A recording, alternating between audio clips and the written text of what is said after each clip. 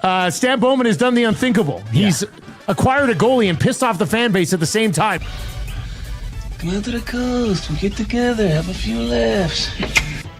What the fuck is this piece of shit? But wait!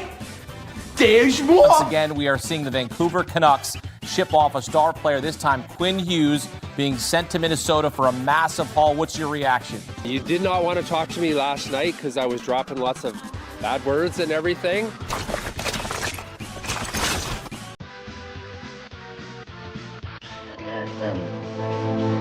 Suppose it's better if I'd never been born at all. All right, you've got your wish. You've never been bored. You've been given a great gift, George. The chance to see what the world would be like without you.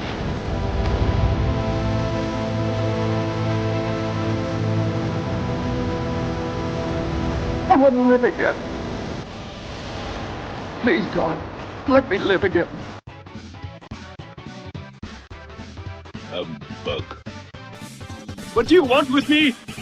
We're haunted by three spirits. I'd rather not.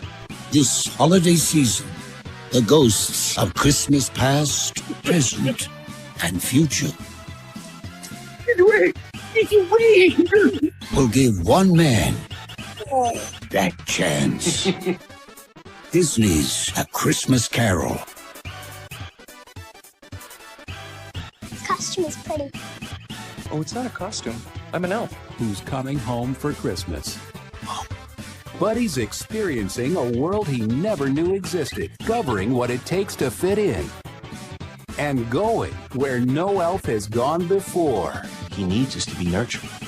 Clutter, you like that one, buddy? How long do you think you'll be with us?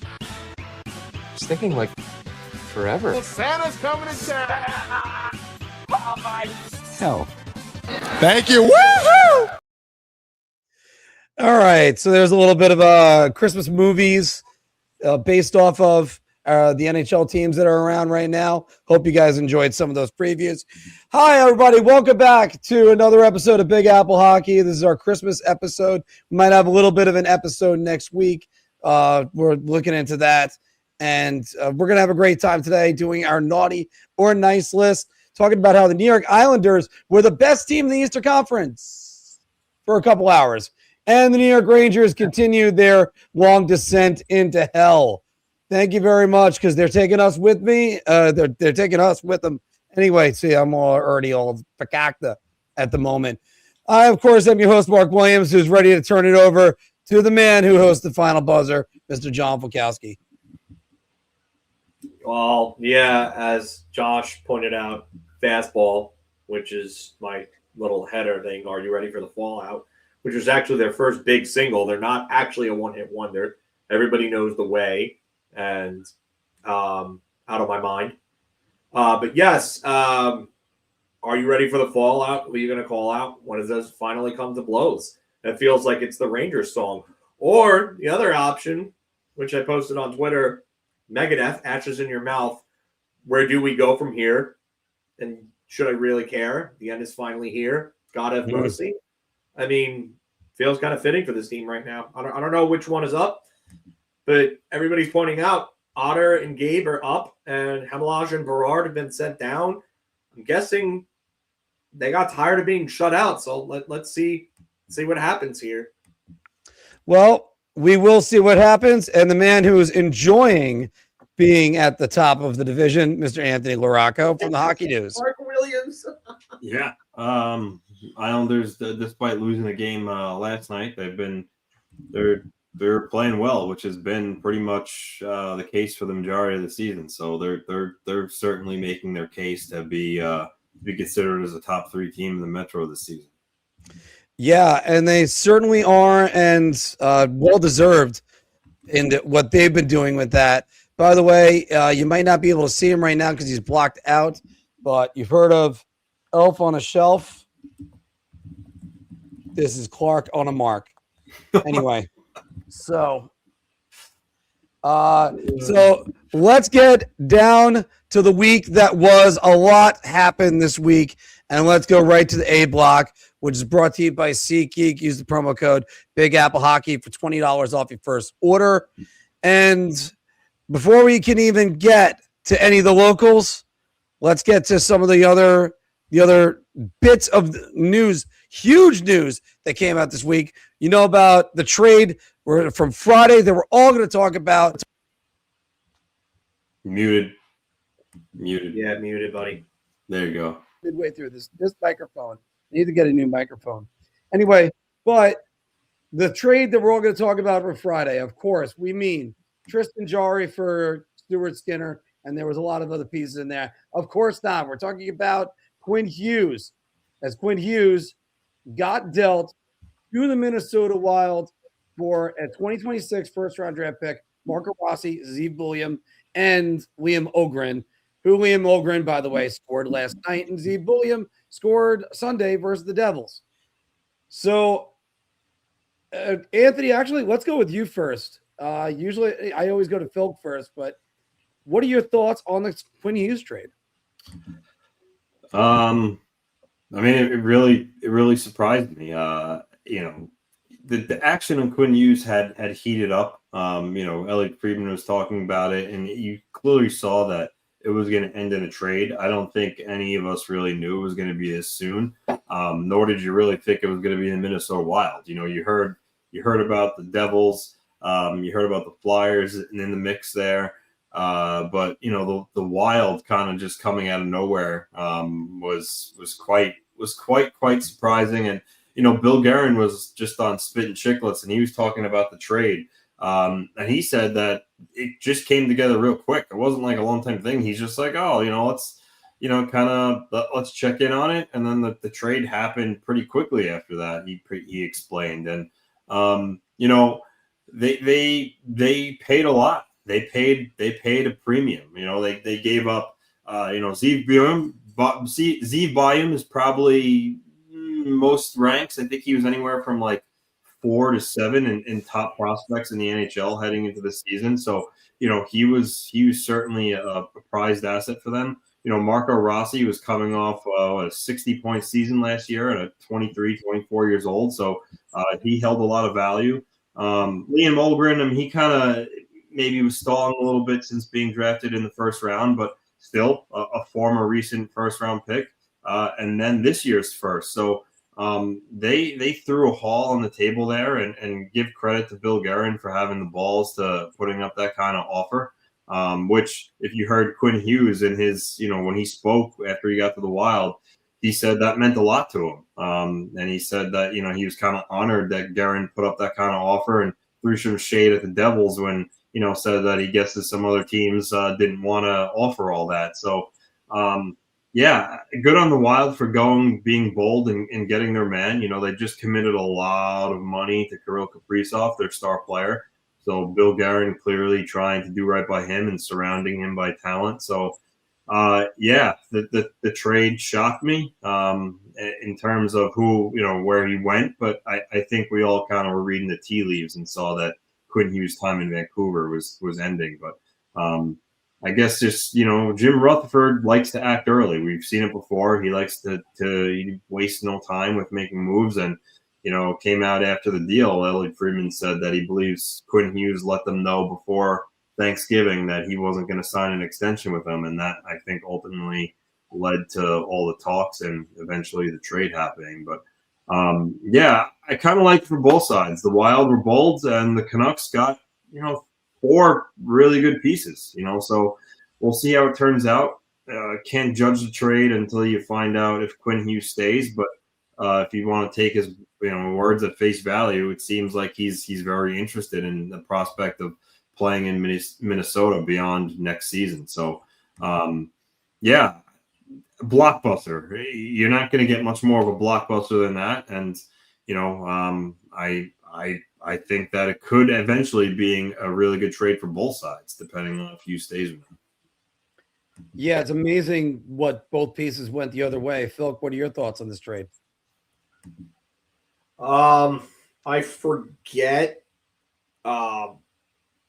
who it was that I was watching. I think, it was Gino Rita and Brian Hayes on TSN were talking about, and Brian Hayes said that blockbuster trades are good for any sport. I mean, to get buzz going about the sport, and to have people talking about a big transaction. And, you may see one in the NBA with the Knicks, with Giannis. That might be a big one. And if that happens, sports world in general, all over is going to be buzzing about that. But Quinn Hughes is probably the closest thing that they have right now to that type of trade. And I do think that this is great for the sport. I think Vancouver got a hell of a haul. I know that the Rangers were in on him to a point, but as Josh saying here, Drury never wants to give up anyone for superstars. Supposedly they didn't want to give up the pieces. I don't know if they could have matched Minnesota's deal. I don't. I think maybe they could have came close if they started including names like Alexis Lafreniere, but Brian's right. They have a depth issue, and it's not just at forward. It's more at center, specifically Minnesota. And they had a depth issue even with Rossi there. The Rangers have pieces. Don't fool yourself. They have pieces.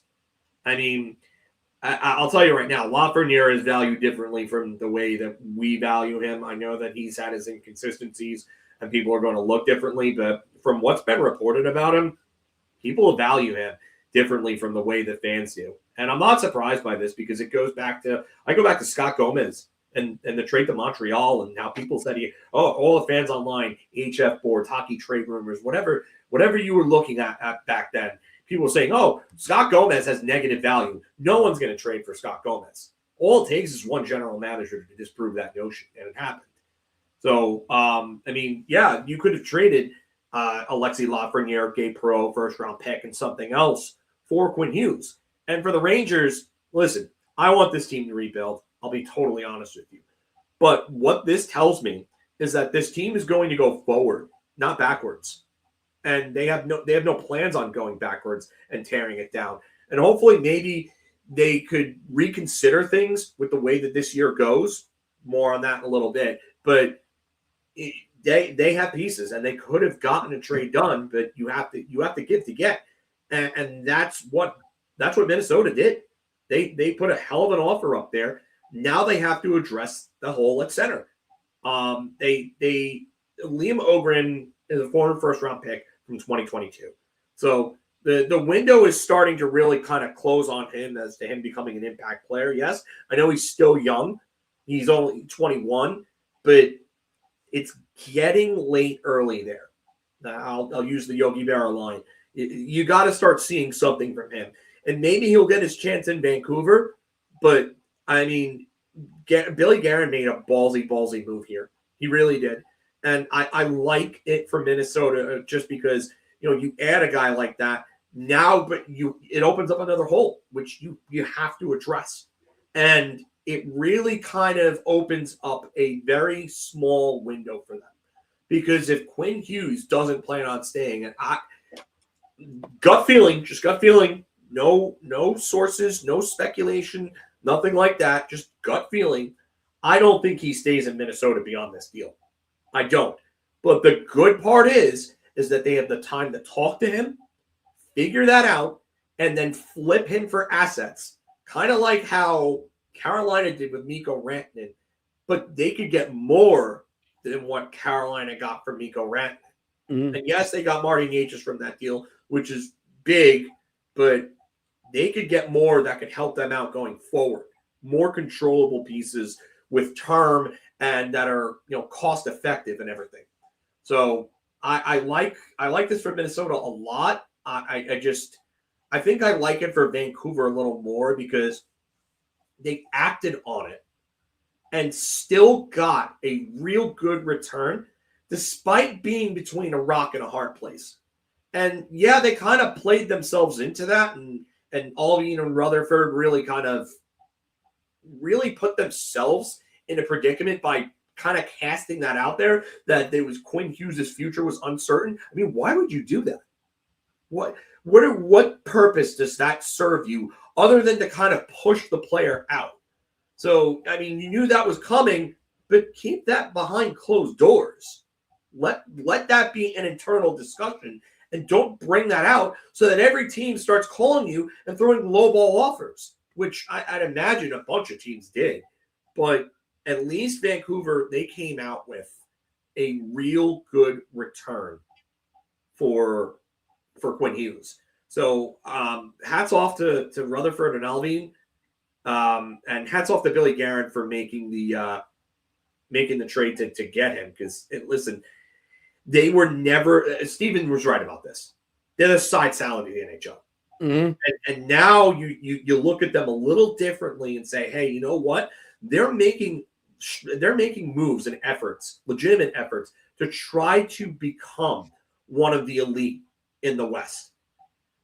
They're going to have to make other moves to make that happen now, but that Quinn Hughes move opens up a window for them. It's small, but you have to act now. Yeah, that's a good point, Phil, because you look at what they traded. First off, a lot of these teams that supposedly the Devils didn't want to part with Simone Nemec and Dawson Mercer. Like that's stopping you from getting Quinn Hughes. Now we've also said this in the past. We don't think that the Quinn Hughes move would have been a good one for New Jersey because it would devalue Luke right away because you're not going to use the two of them on the same power play, for instance. But it's very rare that they use two defensemen on the power play right now anyway around the league. But you look over and I love Zeev Bulliam, and basically you go, if Zeev Bulliam's going to become something, he ends up becoming Quinn Hughes. Go ahead. You might as well just swap them out. Marco Rossi, they were dangling for most of the summer. And, you got to give up something to get something. And Ogren scored last night versus the New York Rangers. It was a bit of a weak goal, but whatever. We'll get into that one later. Anyway, you got to love this deal for both sides. This might be a rare blockbuster win-win. And you got to see kind of how it's going to shape up. But you got to think Bill Guerin made quite the impression with Quinn Hughes. And this is where Jim Rutherford is smart to try to get out ahead of everything. Try to get the best return you can. Because who knows? Probably as of right now, the top UFA on the market is Artemi Panarin. And we're going to get more into the Rangers later. But he could get a good return. Now, if you just admit the fact that you're not going anywhere. And just tragic that this happened on a Friday night, right when I walked into work. Would have been nice if we could have had a stream reacting to this. But I digress, guys. They love to do all the trades whenever we can't go on. So thank you very much, Jim Rutherford and everyone else. Bo Horvat went when we were on. Actually, no, I think that one we were able to get. We did, yeah. JT Miller last year, Mikko Rantanen. There's a couple other deals. But let's move on and talk about some games and teams that are playing right now. And you got the New York Islanders, 2-1. They had wins over Anaheim and Tampa Bay. They lost to Detroit last night in Detroit. Like I said before, Anthony, they were the top team in the Eastern Conference for a few hours.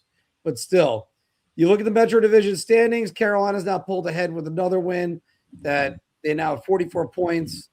The Islanders, hot on their tail, is Philadelphia Flyers. More on them later on in the show. But Anthony, we talked about this about 2 weeks ago. The Islanders were going to go on a stretch of about 10 games where the opponent's winning percentage was .629 collectively. So this was a pretty tough stretch. And the Islanders really answered the call. They went 6-3-1. So I'll ask you this. Are the Islanders the best in the East?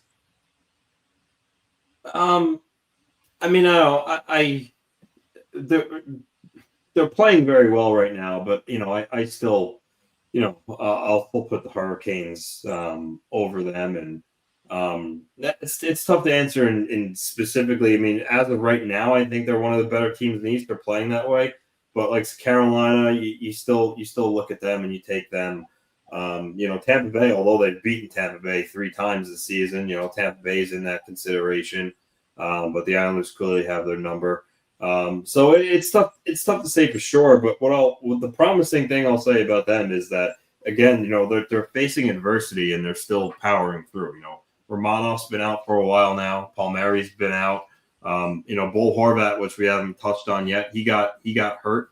In a couple, was that the Anaheim Yeah, he got hurt in the Anaheim game. Yeah.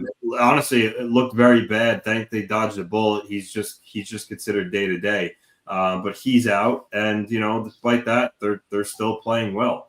Ilya Sorokin is the majority of the reason for that. He's turned into a wall lately. He's been very good. But then other guys are chipping in too. Emil Heineman's getting hot again. Barzell, while he's not playing at I think the level he should be, but he's still out there producing.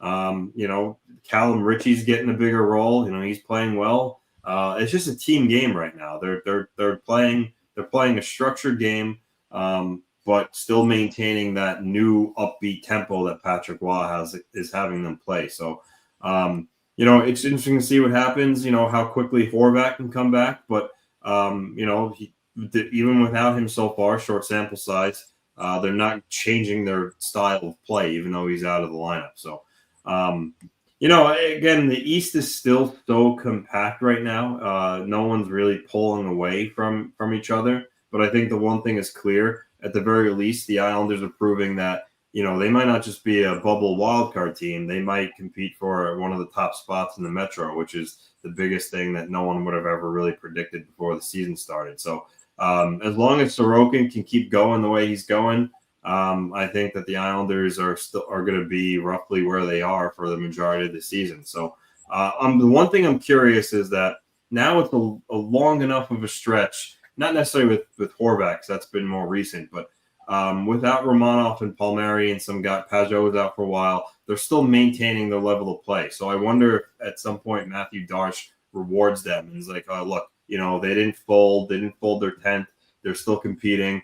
Now let me maybe make a move to kind of bolster the lineup and show that I have a lot of faith in these guys. And I'm wondering if that maybe comes sometime before the Olympic break. But I could see it happening because I think, they're proving to him that they could very much be a playoff team. So I'm curious to see what direction that goes. But no question right now, the Islanders are certainly one of the better teams in the East. I'm not going to put a sticker on it and say yes or no for sure, because I think there are a couple of teams that you can make a case for. But the Islanders are showing that they can compete against anybody on any given night. Yeah, they really are. And again, there was such great work that they've done over the last 10 games. Phil, what do you think about that? Are you ready to say that the Islanders are one of the best teams in the East, if not the best team? I mean, you could say they're one of the best teams right now. I mean, again, we're in the middle of December. We haven't even hit the Christmas break yet. So yeah, again, we're getting a little too caught up in what's happening right now, and again, I like the way that they're playing, and like Anthony said, like despite the fact that Horvat's down, Palmieri's down, Romanov's down, it's next man up there. And I mean, Brian might be right. I think they might be the most consistent team. Carolina has their holes. Don't get me wrong. Like they have some serious issues that they need to address. And Smokewatt is, I think this is Firestorm. I mean, yeah, it's Firestorm. Yeah, I'm the whole thing is screwed up with because the names don't come up now anymore. Yeah. Yes. Hawks, yeah, beauty status hockey actually makes this. So I just got this. I had it in white. But yeah, it's interesting that the Islanders have played as well as they have despite their injuries. I mean, and Anthony's right. Sorokin's a big part of it. They blow the lead against Tampa, and they win that game in a shootout with Heineman getting the winner. And they slap Anaheim around. And like you didn't expect them to slap Anaheim the way that they did. They didn't just slap them around. They punched them right in the mouth. I mean, this team comes at you. They really do. They don't. If the no quit in New York moniker applied to any of the New York teams or the metro area teams, it's the Islanders. It's not the fucking Rangers, to tell you that. They're just not that good. But the Islanders have been the team that have come out and they play that style that Anthony was talking about, that up-tempo, in-your-face, type of hockey. It's smash mouth. And that's what you want to see from your teams. That's the way the Rangers want to play, but they can't. And good for the Islanders. They're able to come at you in waves despite missing several key players. So, yes, Sorokin's helping keep them afloat. I think Anthony's right. I think they'll more about that in a little bit, but there will be something that I think will happen maybe after the break. But yeah, I love the way that they're playing. The Detroit, kind of a blip in the radar. Maybe they could have won that game. Yeah, they took a stupid penalty with 2 minutes left in the game, and Detroit scored a power play, and that was pretty much it. Yeah, I mean, they could have won that game. I do think the Islanders need to make a couple of moves, but listen, they're right there.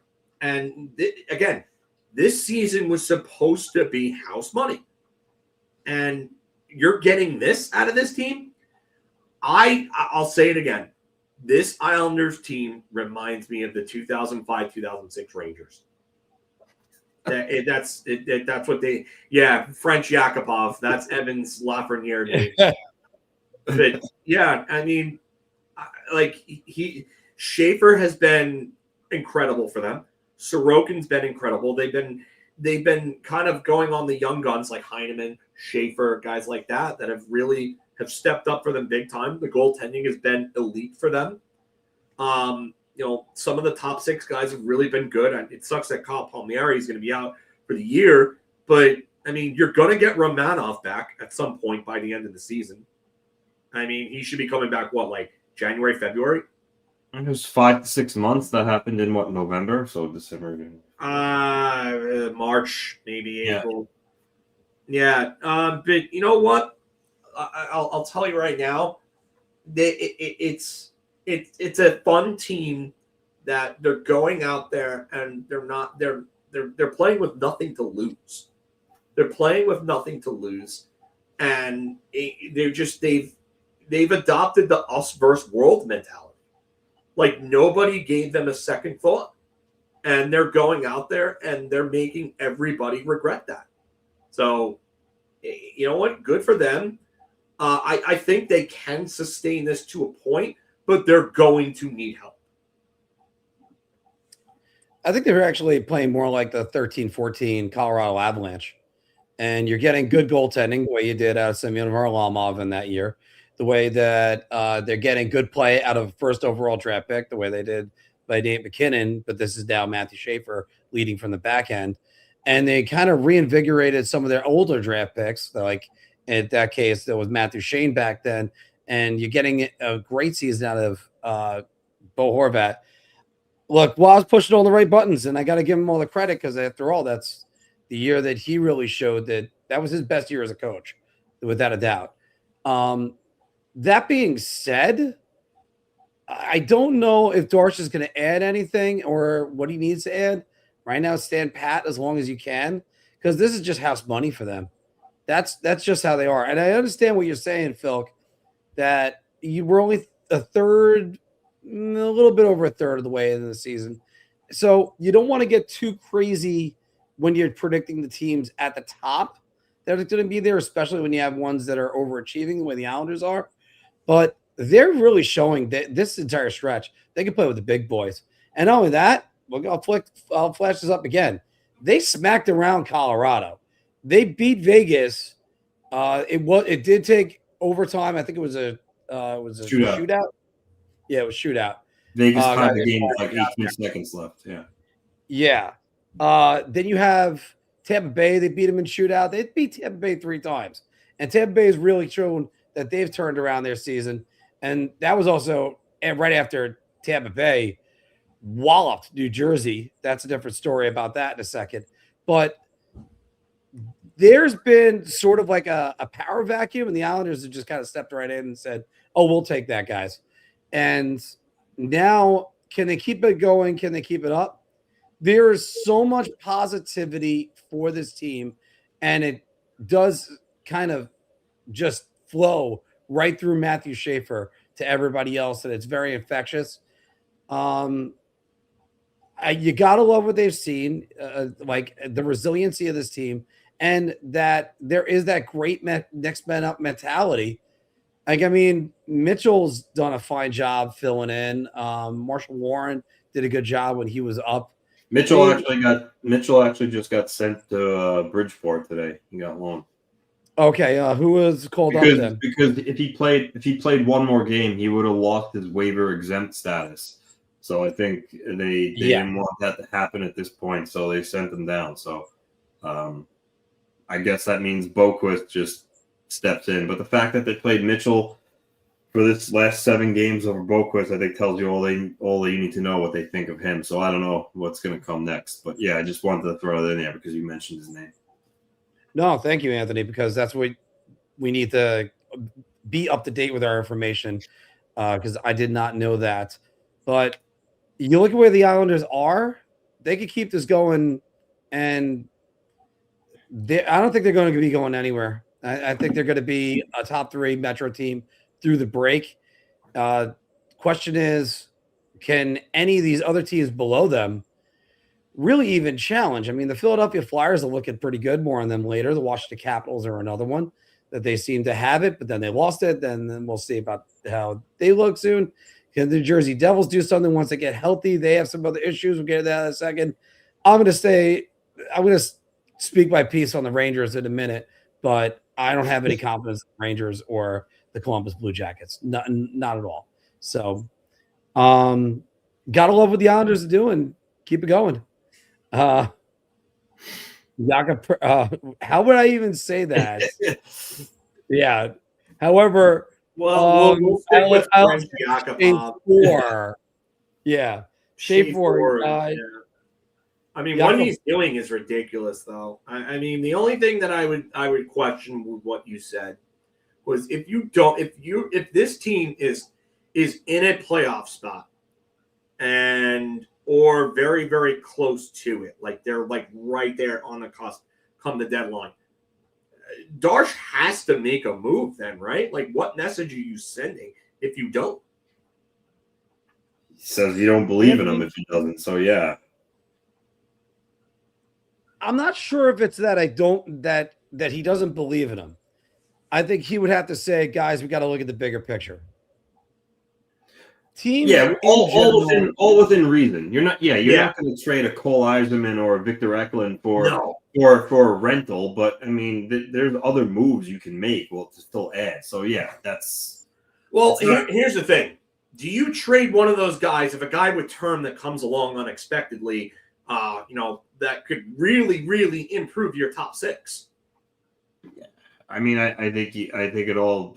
It's tough to answer. I think it all depends on how good the guy is. Really, I mean, who thought the Quinn Hughes trade was going to happen this year? Yeah, I mean, look, Tage Thompson is the guy I would move one of them for because he signed for what 4 more years on only $7 million, and he's like a 40-goal guy. So that I would do. But there is no prospect that any team has that should not be off that. I agree. Off limits if Tage Thompson is available. I agree.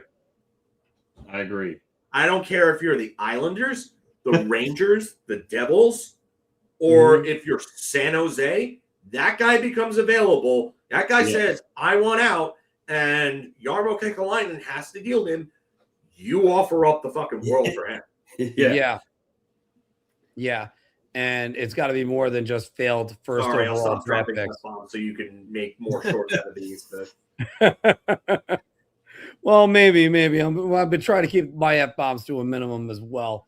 But let's go across the river and let's go to Manhattan. Last week, the New York Rangers 1-3. They did beat Montreal in overtime. Good for them. Montreal has been a sinking ship for a while, even though they're back in playoff position. Their goaltending has been a huge problem, and they've been hemorrhaging goals. But you know what? Rangers came back from a 3-0 deficit. As Brian said, by the way, right here, as long as the Islanders don't sign a goalie to a $11.5 million deal before the rest of the season pans out in hopes of resetting the goalie market. Oh, yeah, because that's what happened in New York. Can we get a clip of the Homer Simpson? Don't. No, I mean, I think that would even go with the basketball line. Oh, yeah, we need clips of those because every time I look at that contract, that's what I think.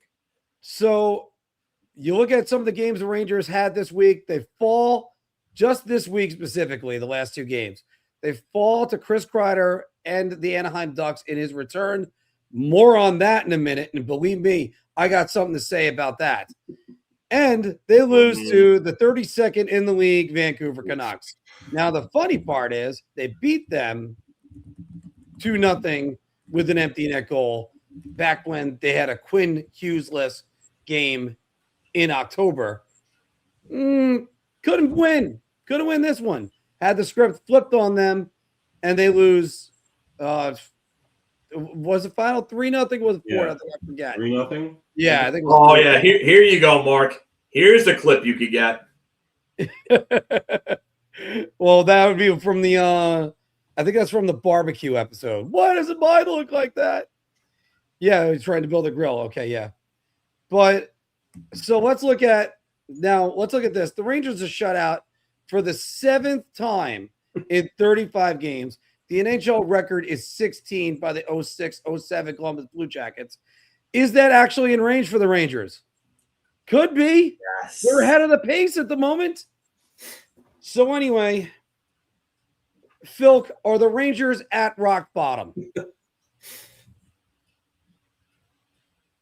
If this was bar talk, I would have the Anthony.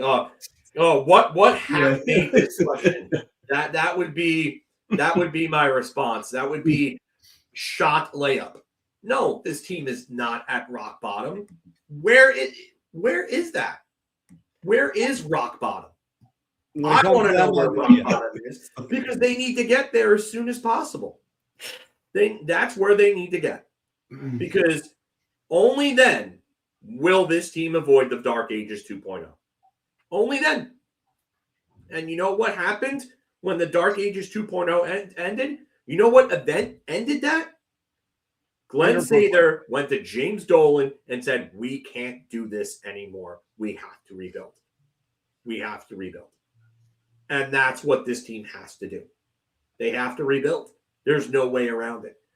The problem is that the owner doesn't know anything about hockey, has admitted that basically as much. He doesn't know anything about the sport. He basically hires yes men to do his bidding. He gets involved at the worst times, and whenever he gets involved, there's always bad things that happen. And now this team is in between a rock and a hard place, to put it lightly. You're not good enough to make the playoffs. They don't have the talent. I mean, we've seen it the last few games. They went up against more talented teams. They can't score goals.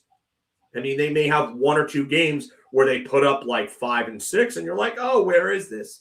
It's usually against teams that are struggling or teams that are injured or teams that are going through some sort of mental rut of their own.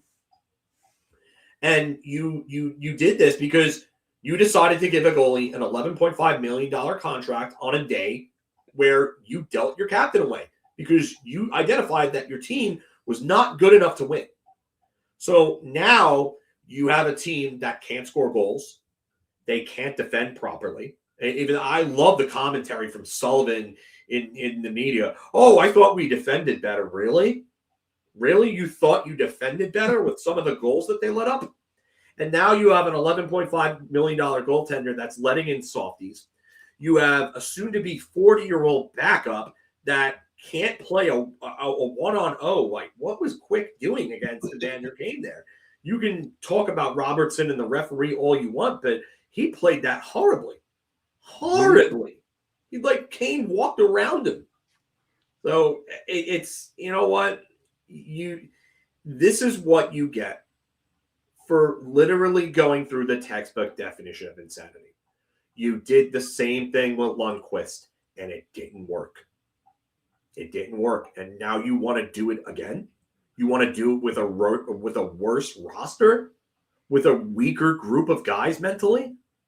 With your 34 going on 35-year-old star forward that you need to get rid of? I mean, I don't understand any of this. I'll tell you right now, Chris Drury's got to go. It's got to happen, and this team needs to rebuild. I don't trust Chris Drury to do it, but someone, whether it's Glenn Sather, whether it's somebody else, but somebody needs to get into James Dolan's ear, and they need to trade Panarin right now. Right now, it has to happen. They have to go to rock bottom, because the only way that they are going to turn this thing around is if the owner realizes that what they're doing is not going to be good enough. Because if it takes another 7 years for them to make the playoffs, going down the same road because they signed the goaltender when they shouldn't have, then this is going to be a very long time, or we're going to see who the real fans of this team are. The sunshine and rainbows people that keep saying, oh, well, you need to start being more positive about this team. No, Vince Bercogliano is right. This is a 35-game sample size now. It is not small. This team is what it is. And Steven Valiquette is right. Igor Shesterkin has not been good enough. He is we'll not get more to him in a bit. Yeah, you know you're bad when Sather can out-general manage you by a country landslide, a country mile, or a landslide. It's bad. It's not. You're right, Evan. It's not. It dates back a long time, and it's the same approach. And that's why I've been for over a year and change. I said that you cannot give Shesterkin that contract, and yet they did it. You think you are so mad that your phone is having a stroke? Wait until Mark starts to talk. I'm going to hand it over to him, because the LaGreca rant is coming. Just wait, boys. Just wait. Yeah, and I got news for you guys. There's going to be two of them. But first, I got to go to the man from the hockey news down below. I was laughing because when Philip was talking, just Mark's face just looked like the pain was, and he's just been ready to explode. But before I let Mark go, because I really can't wait to hear it. All I'm going to say is that, the three of us talked privately in our group chat. Well, I should say four now, because Jim's a part of it. But, I was saying there's no way they can lose the Canucks, right? I mean, they're the worst team in the league. They just traded Quinn Hughes. Not only did they just trade Quinn Hughes, they didn't even have Elias Pettersson, who's now their best player with Hughes gone. Yep. And you didn't have Brock Besser in the lineup. So you lost to a Canucks team with no Quinn Hughes, no Brock Besser, and no Elias Pettersson at home, and you got shut out too. It's it may not be rock bottom, but that's pretty bad. I know, between this year and parts of last year, the Rangers have lost, and I think that boy Steven had a tweet with the dates, but the Rangers have lost to the worst team in the league a couple of times now. Five times in the last 5 months. Yes. So I guess I shouldn't have been shocked that they lost to the Canucks, but I really thought, okay, well, this is a game that, they're going to win. They're at home. The Canucks, like I said, they're the worst team in the league. But the fact that they lost, I think that it really just goes to show the mentality in that room. Yes. Comment right there.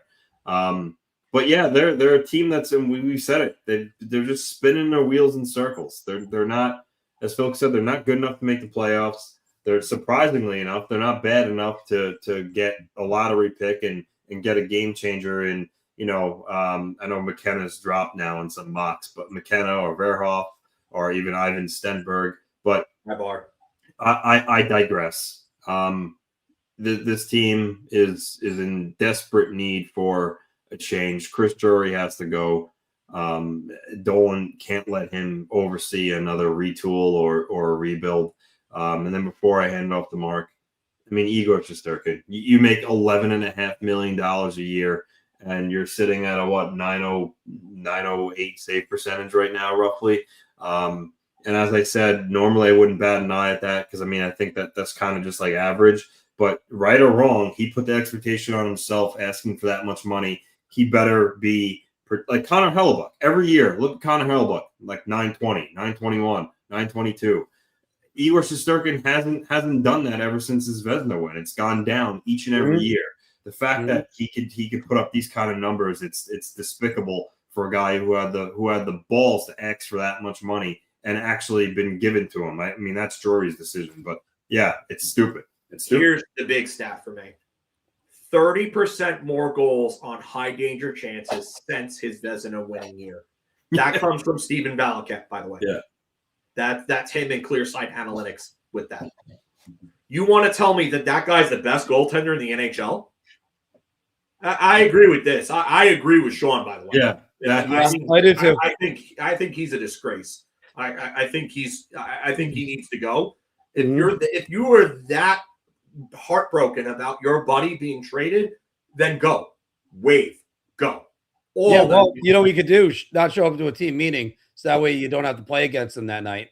The other thing I want to say before I hand it over to you, Mark, is if Igor Shesterkin is the only reason why this team is where they are, you saw them do the same thing last night that they've done all season with Shesterkin in net, with Quick in net. What's the difference? And why are we paying $10 million more exactly for the same exact product that we are getting with the starter in net as the backup in net? Tell me why. Tell me why. Please, somebody tell me why. Mark. Well, Phil kept saying, tell me why, and all I had in my head was ain't nothing but a heartache. But just let me start with this. Phil said in his analysis that the Rangers they can't play with the more talented teams. The Rangers can't play against the lesser talented teams. And they just broke down against Vancouver. They played an injury-prone, an injury-riddled Thatcher Demko, no Elias Pettersson, and no Brock Besser, and they were dead in the water. Unbelievable. Watch the game last night. I think it was the first period, maybe early in the second. Trocheck goes off sides. Miller gets the puck, and he throws it into the corner like a petulant child. This is your captain. This is who you went to acquire to change the culture. Good job, Chris, or whatever the hell I should call you now. Idiot is just what you sum that one up. Please go back to BU and learn everything about hockey, because apparently Boston is the only thing that knows hockey as far as the Rangers front office is concerned. Get these guys out of here. And look, I'm not even saying Mike Sullivan's doing a bad job, but I just want to kind of drive him out to the wilderness, open the car door, and say, you're free now, boy. Go. Let him go and coach another team, maybe one that wants to play. Because the Zibanejad missed a team meeting. You healthy scratch him then. And by the way, you also tell him you can't come in the building now. How about that one? He just happened to miss the game that Chris Kreider's coming back for. That's when he missed a team meeting. No call, no show, no nothing. That's when you healthy scratch him. And then the Rangers press on Twitter, including Ron Duguay, who said, and people that I respect, like Linda Cohen. I respect so much of Linda Cohen. Met her in person. Fantastic person. No, you sit. You miss a team meeting, you sit. Patrick Waugh did that to Matt Barzal. Why is Mika Zibanejad better? Oh, the Rangers can't score? Whose fault is that? Whose fault is that? Mika had a game where he had 5 goals in a game. He has 11 this season. I've had enough of him too. So let's never mind that. Never mind that they're missing a lot with the Adam Fox injury. You can't get shut out 7 times. Let's not forget, all of this, the last 2 games, is making us forget they had a no-show against Chicago a week ago. They were terrible. They had no chance. If you watch the condensed game on YouTube, because I turned it off with 10 minutes remaining, the last scoring chance that they had, or the last highlight of any note, was with 7 minutes remaining in a 3-0 game. This team is awful. Get rid of the GM. First off, you fire everybody in that front office. Everyone. And then you pour salt on the carpet to make sure nothing can grow. This is ridiculous. And the fact that we have to sit through another 47 more games of this? Are you kidding me? Am I still going to go to a game? Yeah, because I like going to Ranger games. But my God. Yeah, here's something you didn't even mention. You know what? It's not like you can say this is a byproduct of Adam Fox. Like, this power play has been awful with Fox in the lineup. The offense has been awful with Fox in the lineup. The defending has not been great with Fox in the lineup. So it's not a byproduct of not having Adam Fox, even though Adam Fox is a legitimate difference maker. It's just, this team is just bad. Well, and they need to, whatever happens, they need to bottom out and get this thing turned around by bottoming out. Like, they need to this team needs to be a lottery team. You know why they don't have a captain, Filk? And by the way, they don't have a captain because they just got, again, like I said, a petulant child who throws the puck at the boards on an offsides call. You kidding me? You know why they haven't had a captain in years? Is because they haven't developed the captain. You develop your captain from within. That's why it should have been Chris Kreider, and that's why Mika Zibanejad should have shut the hell up. And Jacob Trouba, who I'll get to him in a second because they did video tributes. Trust me, I have something to say about that. And there's just it's infuriating because you look at when they were successful, they built that team from the ground up. The core was still guys that were in the organization and that had a philosophy, a Rangers way that was taught to them from when they were coming up. None of these guys have that.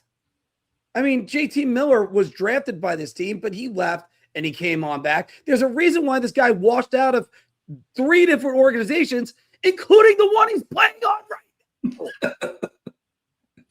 And you made him captain? Are you kidding me? You know what? And wasn't he supposed to be the first line center? Now he's the first line left wing, along with Johnny Brodzinski or Connor Sheary. 2 guys that are barely NHLers. This is what we got to watch. Listen, Brodzinski's a viable fourth liner. He is, yeah. But he's not a first liner. He should be up any higher than the fourth line. That's what's driving me crazy. And you know what? And because we have so much more to talk about, I'm trying to speed run through this. But this is, and I can't even get to Shesterkin. Here's the way that I feel. You keep Gavrikov, you keep Fox, you might keep Robertson, and then you have the third line, Laba, Berard, and Cooley. Everyone else is expendable, including Vincent Trocheck. Sorry. I think Vincent Trocheck might be one of the best assets that they could move. You could probably get a nice return for him. Yeah. The center market is not great. It's probably headlined by Nazem Kadri right now, if anything. And Calgary might not want to move him because they're playing a little better. Unfortunately, Phil, you have Chris Drury at the helm. They're still one more former Ranger away from being contenders.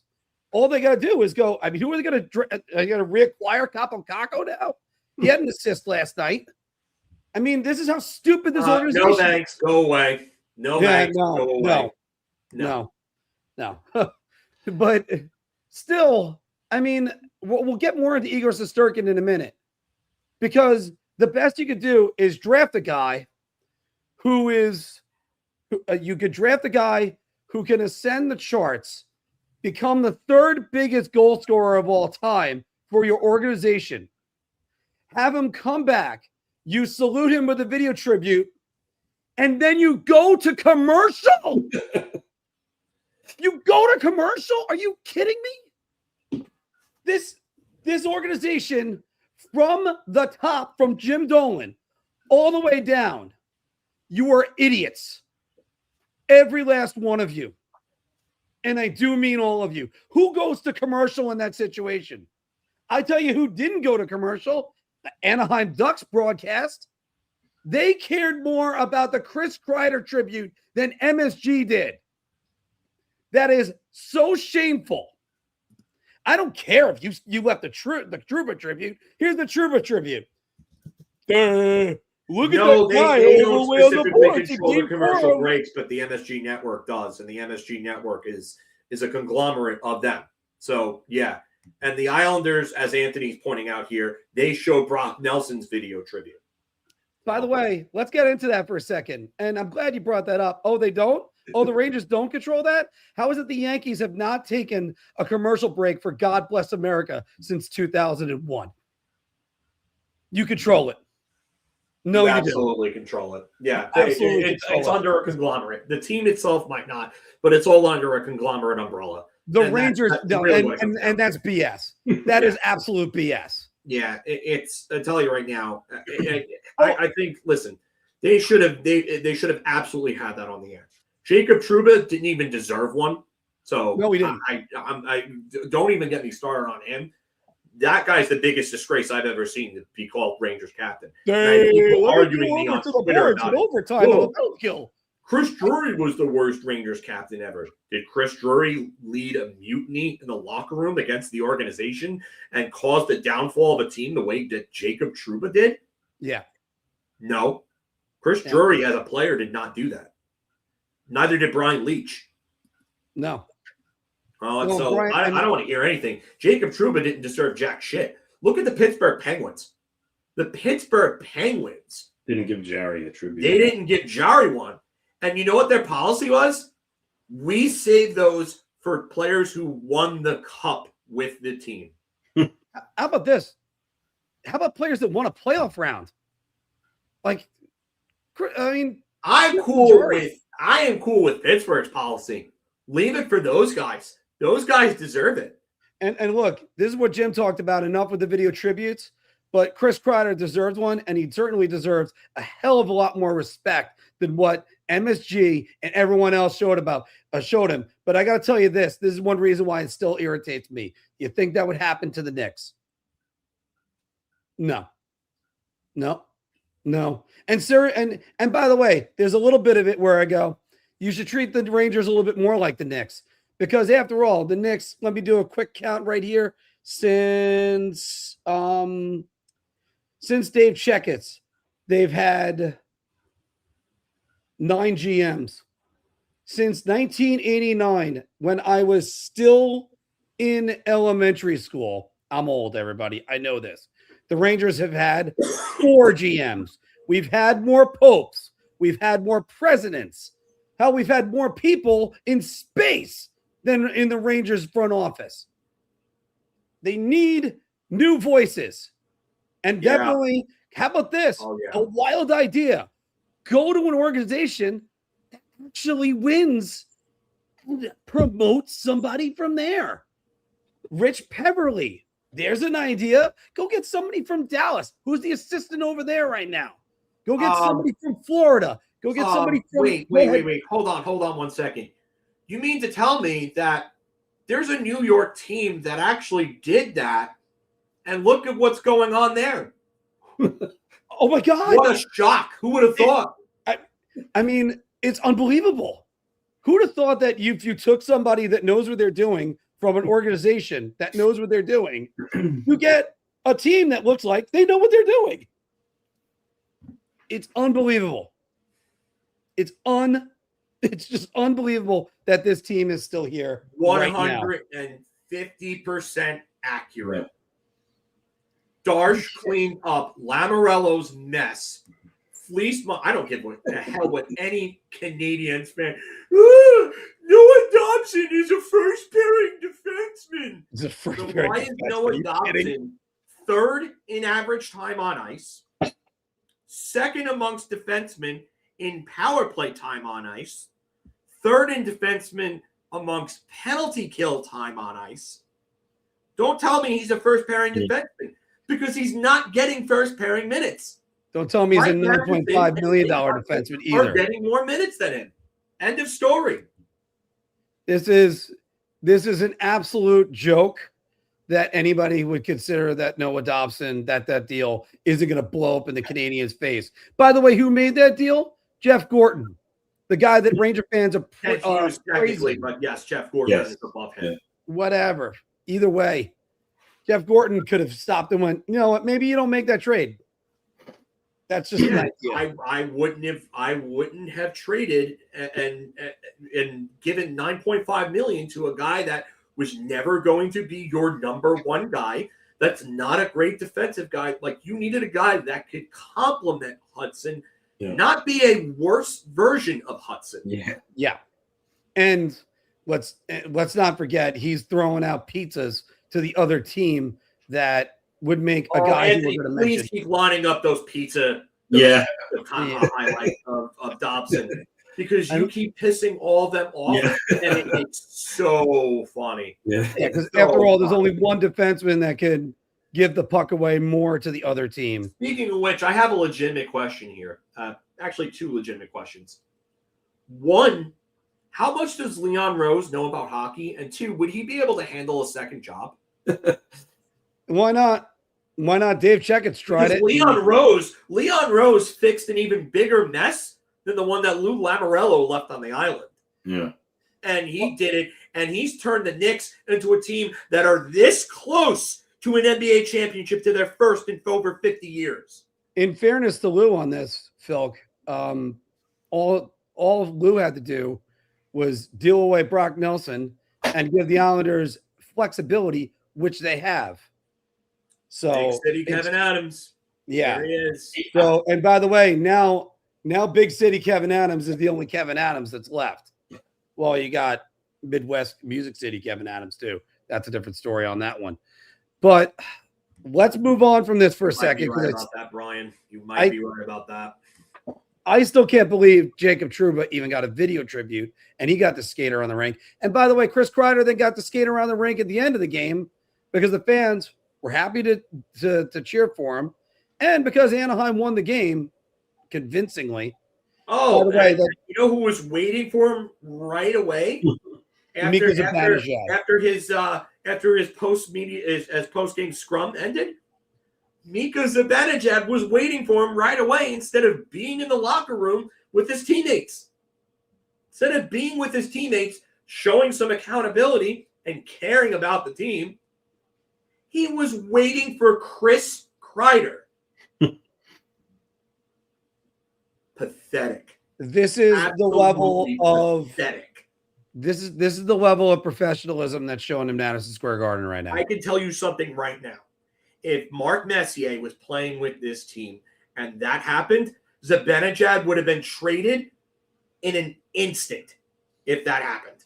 No, it's okay. Because again, JT Miller is too busy slapping the puck up against the boards like he's an 8-year-old kid on an offsides. I don't know. And his best friend is the one that went offsides. So how about that one? Shut up on that one too, JT. No BS. You guys are all BS. You should just take away the no. Just put on BS. It'll be easier for all of us.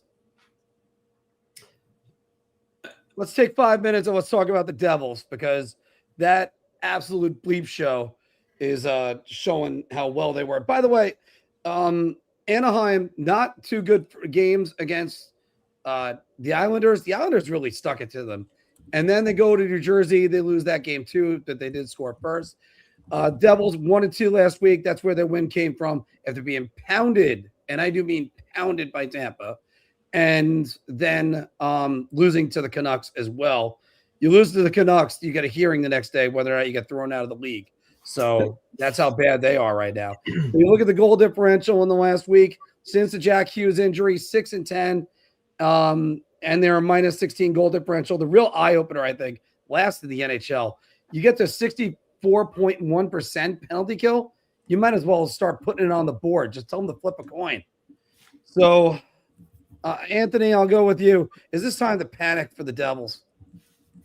Yeah, I mean, Tom Fitzgerald's getting some heat on him. It seems as though the reason why Quinn Hughes isn't a Devil right now is because he has so many no movement clauses on his roster and couldn't get a guy like Dougie Hamilton or Andre Palat to waive it to go somewhere.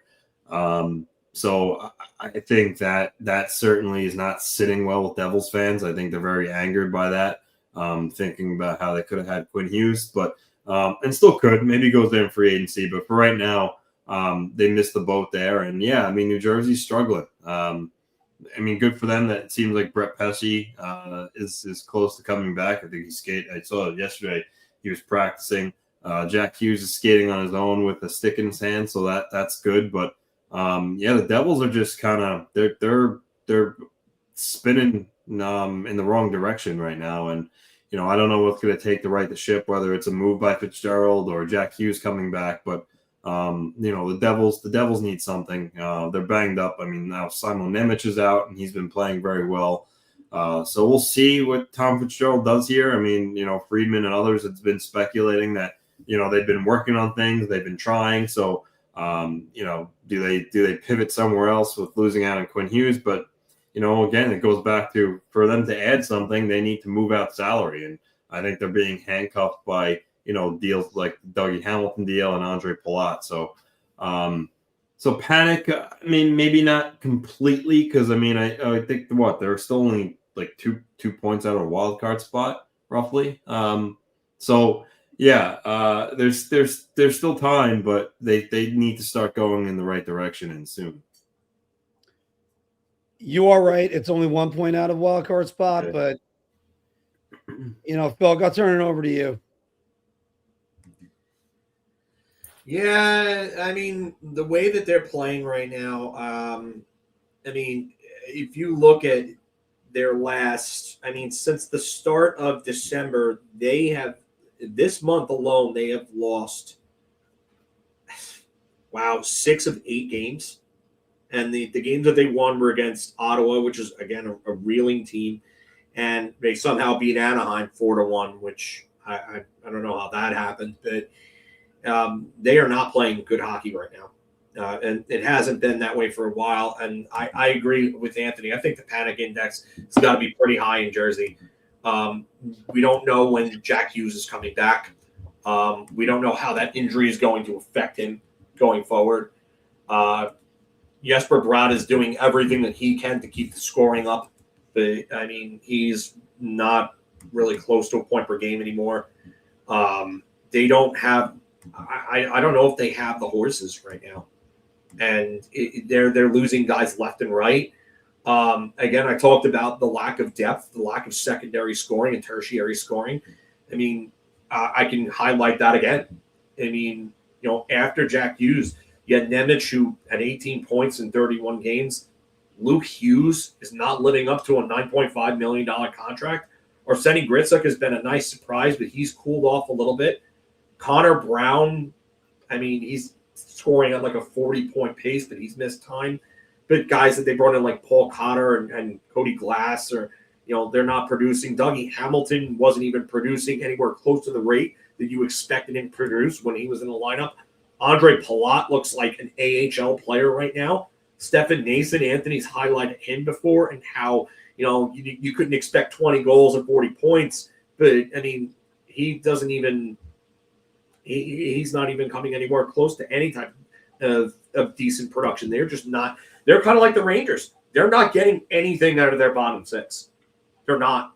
And the defense is not playing defense. The goaltending is inconsistent. It's just they need to make changes. They do. And I wonder what big name could go to help them make changes. But Anthony's also right in the sense that Fitzgerald handed out no movement clauses like Andy. And you couldn't move guys like Palat and Hamilton that have those clauses to help go get a guy like Quinn Hughes. And yeah, maybe Jersey could have been the one team that could have offered up a package that could have made, Patrick Alvin and Jim Rutherford think and say, hey, you know what? Maybe we shouldn't go with Minnesota's. Maybe we should go with Jersey. They're one team, one of maybe a handful of teams that probably could have done it. But the problem is that you went and you signed Luke Hughes to an unnecessary contract. They didn't need to give him that type of contract. They could have bridged him. They wanted to play the early game and the long game with Luke Hughes. And that contract can absolutely backfire on them. If he doesn't progress further than what he is, you will be looking at that contract for the next few years and saying to yourself, this is what stopped us from getting Quinn Hughes in December of 2025. I mean, that's part of it. Part of it'll be Hamilton. Part of it'll be Palat. But why did you need to go give him that contract right now? Why? What told you that he was going to be this elite defenseman that you needed to pay $9.5 million for right now? That's what I want to know, because I personally don't see it. I see a good puck mover, but I don't see an elite guy. I see a great skater that has some offensive talent, but I don't see the mental tools that make him this elite defenseman. I don't. I'm sorry. So I don't think it's there, but I think the Devils need to start making moves. And if things don't change, I think Tom Fitzgerald can find himself on the hot seat or maybe even out in New Jersey, because like Anthony said, he kind of cost them the ability to get Quinn Hughes.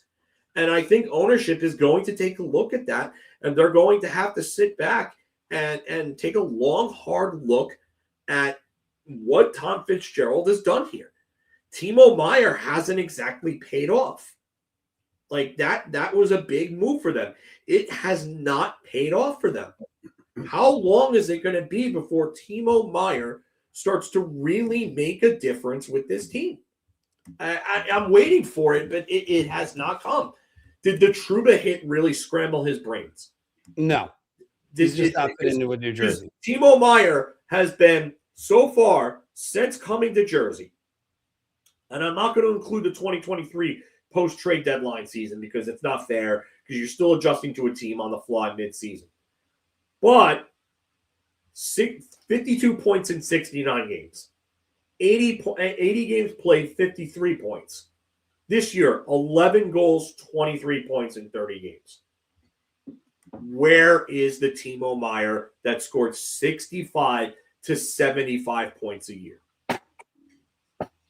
Well, unfortunately, last I heard, I think he's away from the team at the moment. But he is, but yeah, I mean, and that's a different story. That's out of his control. Completely different circumstances. We hope everything is okay with him, but he needs to be better.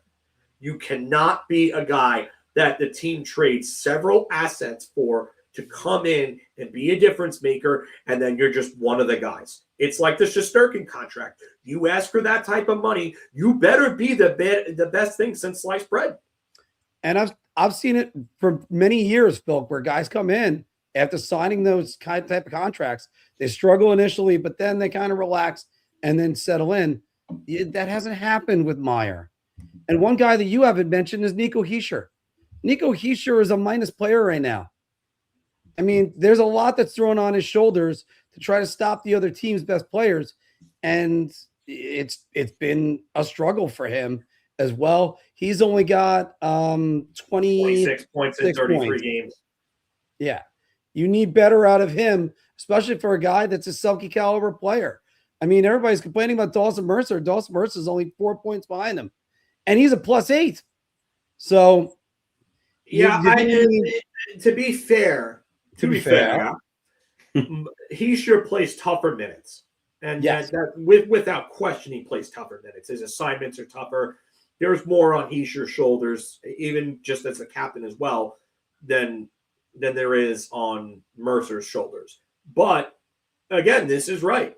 Why did you go invest in Jacob Markstrom when you knew he was a guy that year to year that you didn't know what you were going to get from him?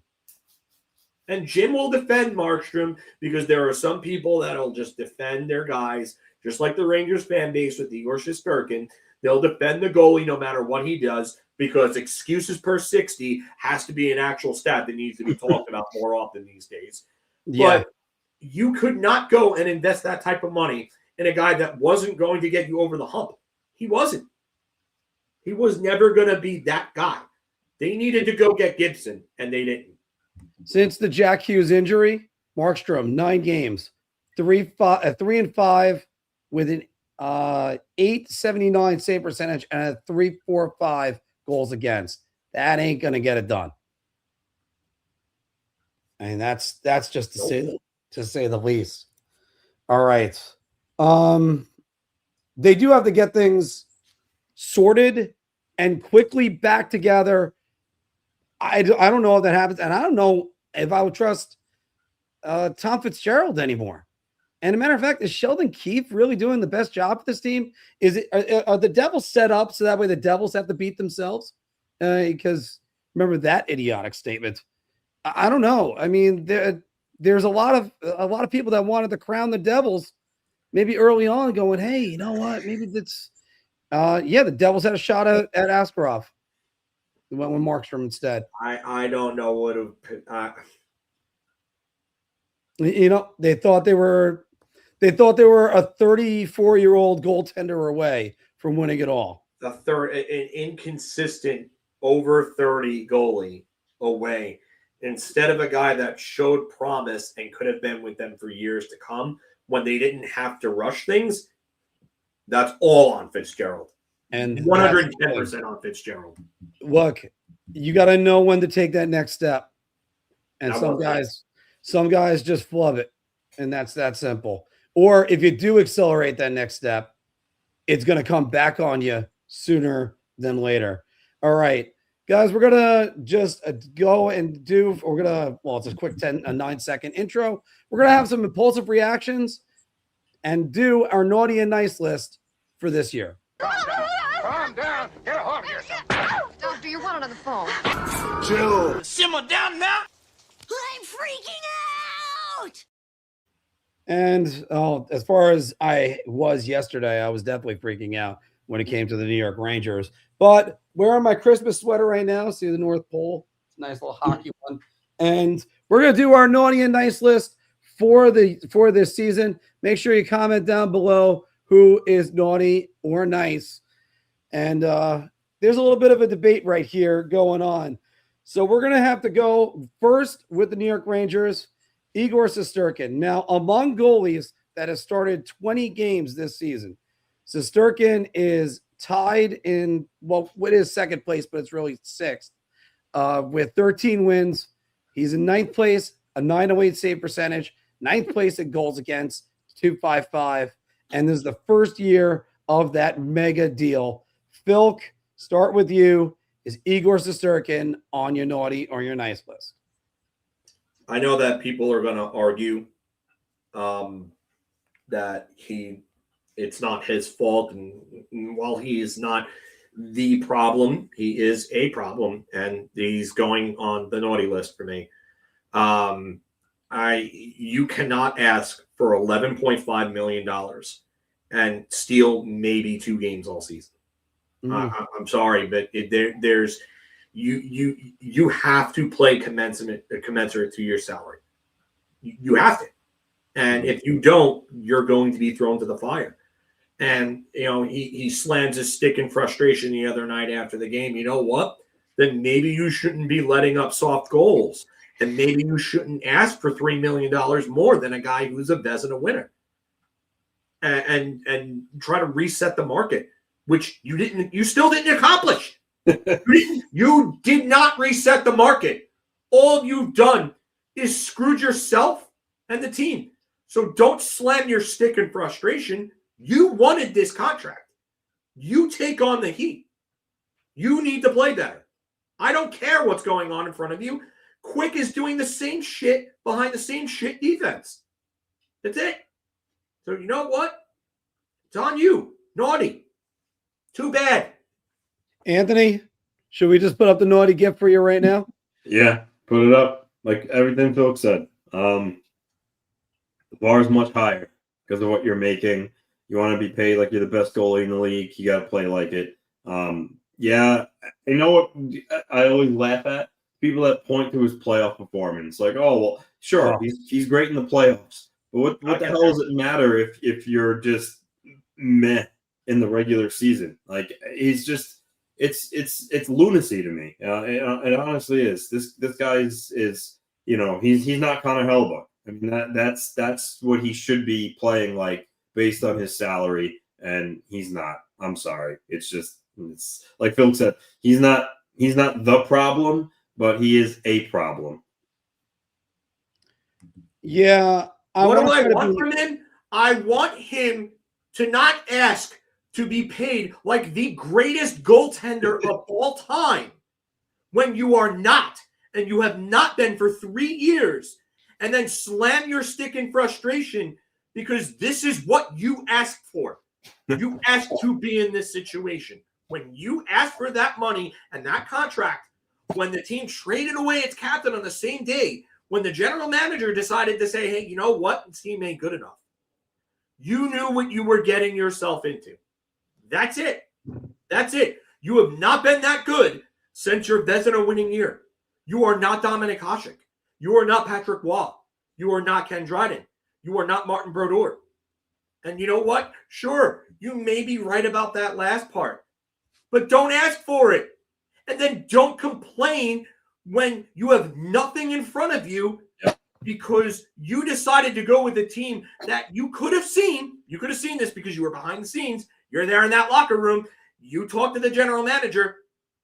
You knew what was going on. You knew where they were going, and you still asked for it.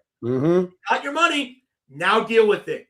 You made your bed. Lie in it. That's it. Yeah, and the other thing is his goal saved above expected isn't exactly like a resounding wow or anything like that. Like he's not, and as Steve Alcat said, he's not stealing games. And if you're not stealing games, that's a problem. I want to try to say nice right here. I actually do, because I think he's played good this season. You're paying $11.3 million. Well, I'm talking about JT. For good. And no, let's not. What I don't know where that was another dumb deal too. They didn't need to do that. They didn't need to bring back JT Miller. JT Miller has been absolute garbage. Take away the hot start that he had last year. He's been hot garbage this season. But let's not whether or not he's going to bring men into battle with him. No. But let's get to Shesterkin, and let's get back to that. Referring back to what the commenter said before, was that Cutter Gauthier shot a snipe the other night? No. And they lost the game on that. Do you know there was another athlete recently in New York that didn't get much offensive support, and it was Jacob deGrom. And then the writers would ask him, hey, so how do you feel that you guys lost 1-0 and you just needed some run support, or maybe even 2-1 is what they lost? And Jacob deGrom replied with, well, I shouldn't have given up the 2 runs. That's the answer. You want to bitch about it? Your job's not flawless. You're not, if you're point the thumb. I keep saying that with this organization. There is nobody in this organization that points the thumb. It's always the finger. It's always the finger. Stop. And the fan base always gives him an excuse, no matter what they do, and no matter what he does. And it's not just him; it's everyone involved. Again, the New York press was saying why everybody that's covered. Oh, they shouldn't have sat Mika Zibanejad. Why? So it starts now where you can miss team meetings, and it just expands from there. No. And he got what he deserved too. You wanted all that money? Then look at what happened. David Stearns had to play pitching factory because he was the smartest man in the room, and it cost them a playoff appearance. And now they're tearing everything down. Well, by the way, with Soto, they paid him. I wouldn't have paid him that much money, but that's a different story. But secondly, look what happened when the push came to shove. He was nowhere to be found. So some of these guys, you got this huge ego, and you better deliver, because if you don't, the fans are going to be on you. And he needs to be better. He needed to be better. Soto needed to be a 45 home run, 130 RBI, 300 hitter that he was signed to be and wasn't. And you know what? You also can't take bad routes on balls. You better start figuring out how to be better later. Trust me on that. So let's go to another guy who is struggling and is highly paid as well. I had a timer on for him. I hate that StreamYard's doing this. Anyway, let's go north of the border to Austin Matthews. 14 goals, 9 assists, 23 points. That ties him for 93rd in the NHL this season. He is among the highest paid players in the league. and is 2 years removed, well, a season and a half removed from a 69 goal season. Filk, is Austin Matthews naughty or nice? Another naughty. That's a guy that he needs to be better. Listen, Mitch Marner is going to affect him. And anybody who said otherwise is fooling themselves. But Austin Matthews, he needs to be better. He can be better. I mean, really, when he first came up with Marner, funny enough, at the same time, did anybody think that Mitch Marner was going to put up, almost 70 points, and that Matthews in his first game had 4 goals against Ottawa? He had a 44-goal rookie season. And so it's 40 goals, sorry. But it's I tell you right now, you need to be better for a guy like this. Like, this is an elite talent, and he needs to be better.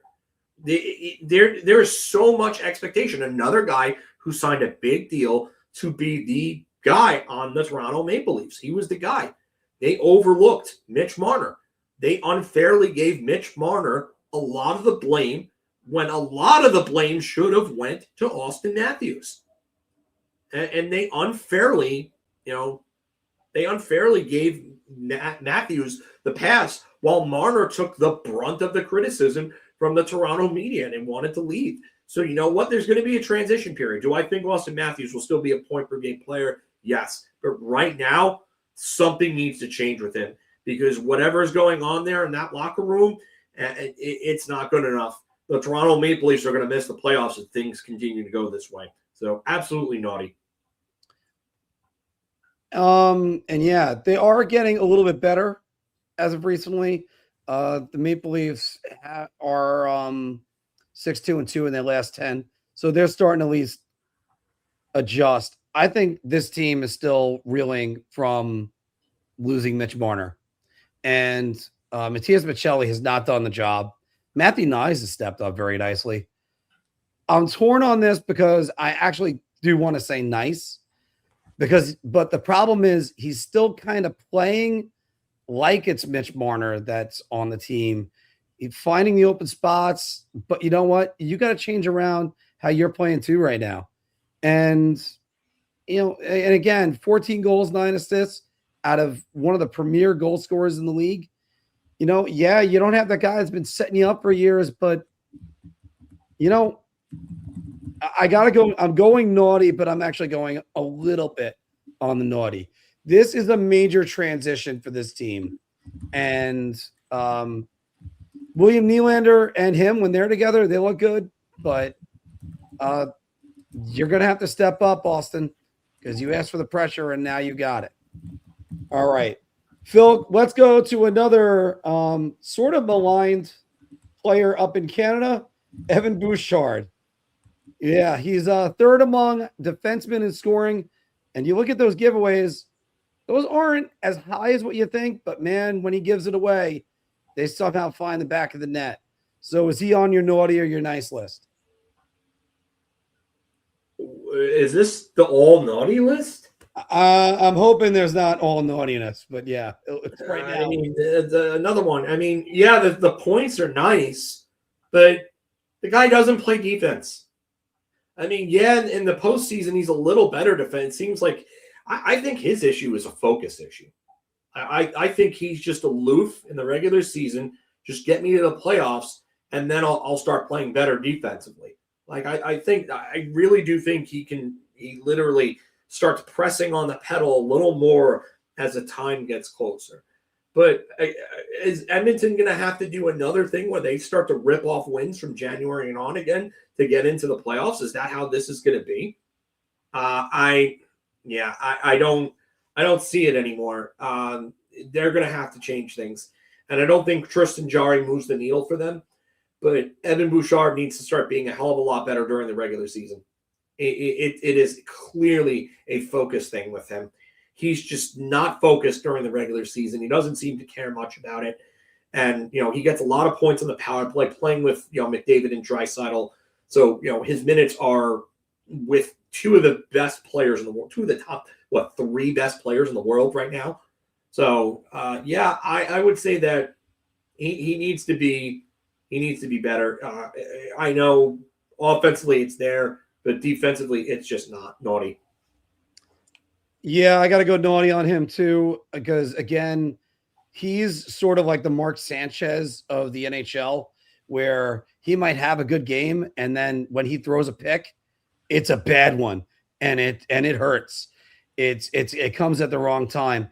I think it was him last week that versus Buffalo just gave a puck right away and went on the cage and in the back of the net. He gave away 2 pucks to the Rangers, which allowed them to tie the game when they were up in Edmonton this year. He does, Phil, you're right about this. He does clean up his game as it goes on throughout the year. Because it is a focus thing. I think he's just, you know what? I think you got a good point with that. I think he just kind of looks at it and goes, "Oh, this game doesn't matter." Problem is, the West got better, and now you got to go. Now you got to defend in front of Tristan Jarry, who is, oh boy. I mean, imagine really an upgrade over Stuart Skinner. Yeah, imagine turning to your fan base and saying, "All right, our goaltending situation is so bad, we're turning to Tristan Jarry." The fan base, try Connor McDavid, bud. Yeah, the guy signed for the same exact AAV and gave them 3 years to figure everything out. And what do they do in year 1? They go from Stuart Skinner to Tristan Jarry. Yes. Oh my God, this is so accurate. This is so accurate. It's not even funny. Oh my God. I mean, words can't even describe. First off, Stan Bowman would have been a better Naughty or Nice, I guess. I don't know. Well, we could have figured out a GM to throw on here, or an executive. But this is, this one hurts. And let's go to our last one. The Utah Mammoth. They're 16-16-3, 9th in the West. They began the season 8-2, and they kind of looked like they were going to be a playoff team. Where do you put them right now? Are they Naughty or are they Nice? I'm going to go Nice here. Yeah, they've cooled down. They're 4-6 in their last 10. They lost their last game, but they've got a +2 goal differential. They have pieces that really make you think that they're turning the corner. But the Logan Cooley injury is just, that sucks. That really, really sucks. Because it looked like he was, even though he cooled off a little bit, it still looked like he was on his way to being a top-tier guy. Nick Schmaltz is he's not the 2-point per game player he was like in October early on, but I mean, Dylan Gunther still got 15 goals. He looks like he could score 35 goals this year. Clayton Keller needs to be a little better. JJ Peterka, you expected more from, but they're still fighting for a playoff spot. And, I mean, could it end up with Andre Tournier being fired? Yeah, but they're still right there. They're right there. They're very close. I got to say Nice just because with Logan Cooley being out, I figured they would take a massive hit. But they're still right there. I got to give them credit. I'm going to go Nice because I have to consider the injury to Cooley, but I also have to consider the month of October and their start. Now, since then, though, Phil, they've won 8 games. That's not going to get it done. The one thing that's saving them in the West, that's 8 of 22, 8 of 24, I think it was. All right. So here's the thing, though. There's still a +2 in goal differential. I think that's a good number. But I can't help but look at this and go, you're blowing a golden opportunity. Now, you got Vitek Vanacek, who is a capable backup. Carl Melka's his save percentage is still under 900. That's got to get a little bit better, and I need it to. He's on my fantasy team. But they've given up 105 goals this year. They've scored 107, but they've given up 105. there's a few teams that puts them maybe middle of the pack in the West without even looking. They need to clean it up, and they need to figure it out fast. Otherwise, they need to move on from Andre Tournier. And if that's the case, they better try to get Pete DeBoer before LA does, so that way they could actually move forward. I also just, I guess one last thing to say for them, you might not have been like, oh, you might not have known what to expect out of them, but this is sort of like the third consecutive season I could think of that they started off hot, looked good. You're going, all right, they're going to be a playoff team. And then they hit the dog days of the season and really go in the tank. You can't have that happen. So they got to get better as the season goes on. It's one thing that they have to do.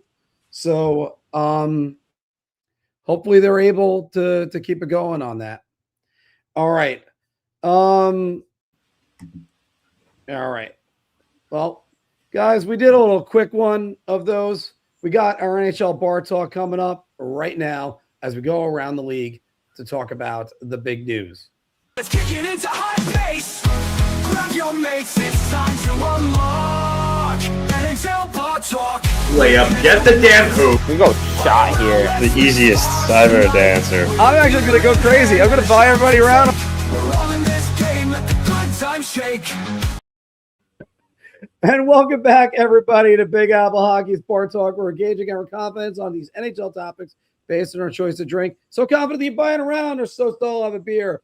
Oh, my God, I need a shot.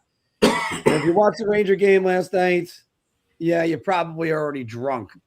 Or still drunk from last night because I needed a lot of alcohol to get through that. Anyway, play along down in the comments below, everybody. Let's get to... did the Sabres make it? Yes, they did. Yes, they did. All right, let's start with the New York Rangers on this one as we wait for Anthony to get back. Phil, Matthew Robertson, he's sort of coming along. Wondered when I thought he was like Bigfoot. I always heard about him. Wasn't really getting up here to the big time, but he's got 2 goals and 4 assists. He scored on Monday night, had the only goal. And he has been averaging 16 minutes of ice time. He does have a -4 rating. I mean, the linesman threw a great pick on him last night. And he also lost an edge in the middle of the second period, which was a little bit weird. But Matthew Robertson is showing that he's an NHL defenseman. If there was an option between shot and beer, I would probably go with that. I mean, so the problem is that I don't know if this is just because the lack of depth that they have. Like, this team is so like mediocre to bad. Like, I would say bad that this guy is an improvement over guys like Vakanainen and some of the others that they've had up. I mean, I honestly don't think he's anything more than a 7. I really don't. If he's a guy that comes in a pinch and he's like a black ace or something like that, like, okay, I guess. But I wouldn't want him playing at regular NHL minutes. I don't think that. I don't think anything of him really. So I'm going to say shot, just because I'm not entirely sold that he would get this chance anywhere else. Good that he has, I guess, 6 points, but like, I don't know. I see him take terrible routes, like the play that happened with the referee last night. Mm-hmm. Like, if he takes a better route to Kane, that doesn't happen. That doesn't happen. I think he's better than Libor Hajek, but Libor Hajek was not an NHL caliber defenseman at all. Like, he's not a guy that was even a star in the AHL. That's how bad Libor Hajek was. Justin Braun was just a washed-up veteran that just didn't have it anymore. But I mean, yeah, I'm gonna go Shot because I don't think he gets this opportunity anywhere else. I don't think he's that good. I'm gonna go beer on this, and I'm gonna go with the caveat of I want to see more. There's times where I look at him and I think he's really showing that he could play and be at least a 5 or a 6 at this level. But I mean, it's also Filky. I got to hand to you that one. You're talking about him up against Vakanainen. Okay. Or yeah, it's like who's really pushing him to be better? But I think at times he's looked at least serviceable from a guy that I didn't even know if he was going to have an NHL career. So let's see how the rest of the season plays out. I might join you in the Shot at the end of that, but we'll see how that goes. Folk, we're going to jump ahead to the Metro Division, where the Philadelphia Flyers this season 17-9-6. That's for 40 points. They have a +7 in goal differential. That's goals for goal differential. But they're right now third in the Metro. Wow. Right now they're third in the Metro. So, Phil, it's time to start paying attention to the Flyers. Again, are we here because the Flyers are actually a good team, or are we here because the East is shit? Could be both. I mean, that's the question that has to be answered in order to really give you an answer to, that. Let's slow down and not compare Matthew Robertson to Anton Strowman. So I'm gonna say Shot. This could change. This could change if Florida gets their guys back healthy by the time the regular season ends. And Matthew Tkachuk's supposed to come back. That'll help them out big time. I mean, you could see one or two of these teams outside of the playoff picture. I mean, Carolina is Carolina is the one team in the Metro that everybody expected to be any good. Islanders are a surprise. The Rangers are no shock. They're cool. I mean, Tampa Bay has started to play better. Toronto was a shock. But the East is wide open. And I honestly think if Florida didn't have their injuries and Toronto could just figure their stuff out, I look at this Flyers team and I'm like, okay, maybe in a few years they'll be good, but I don't think we're really. I'm going to say Shot. I don't think this is. It's time to start paying attention to the Flyers. No. I just think this is a byproduct of a very weird and wide open East. Yeah, I'm going to go with Shot on this one too. I will say this. There are reasons to pay attention to the Flyers, even though I think Thomas Konechny had a bad giveaway last week. Oh, Mark, come on. Travis Konechny. Oh, my goodness, another gaffe. Oh.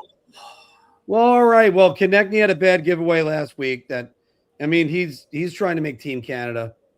So, but on the other hand, you got Trevor Zegras, who's really having a resurgence season.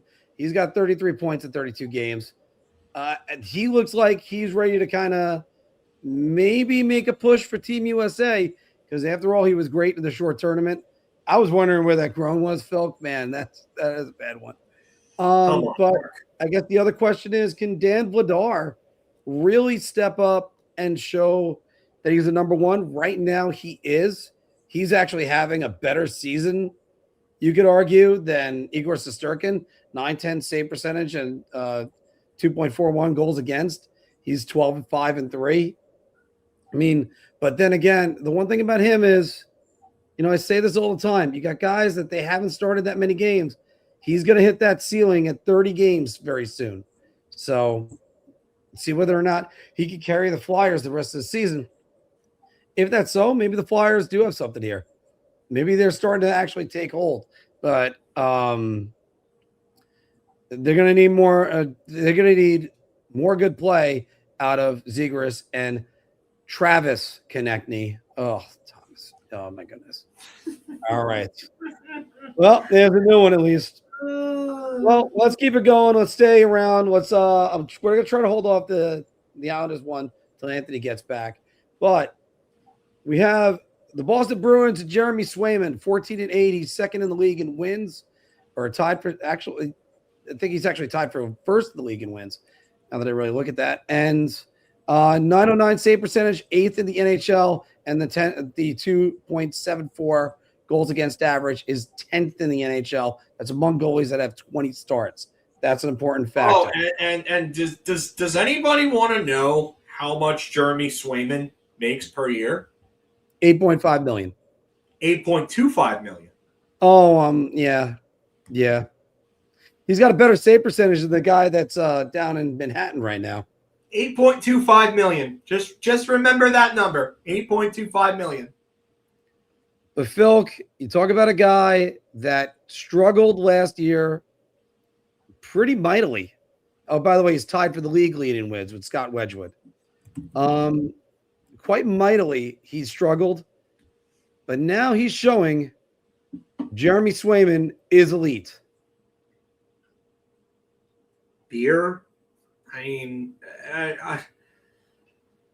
listen, he's one of the better goaltenders in the league. But last year was not a great year for him.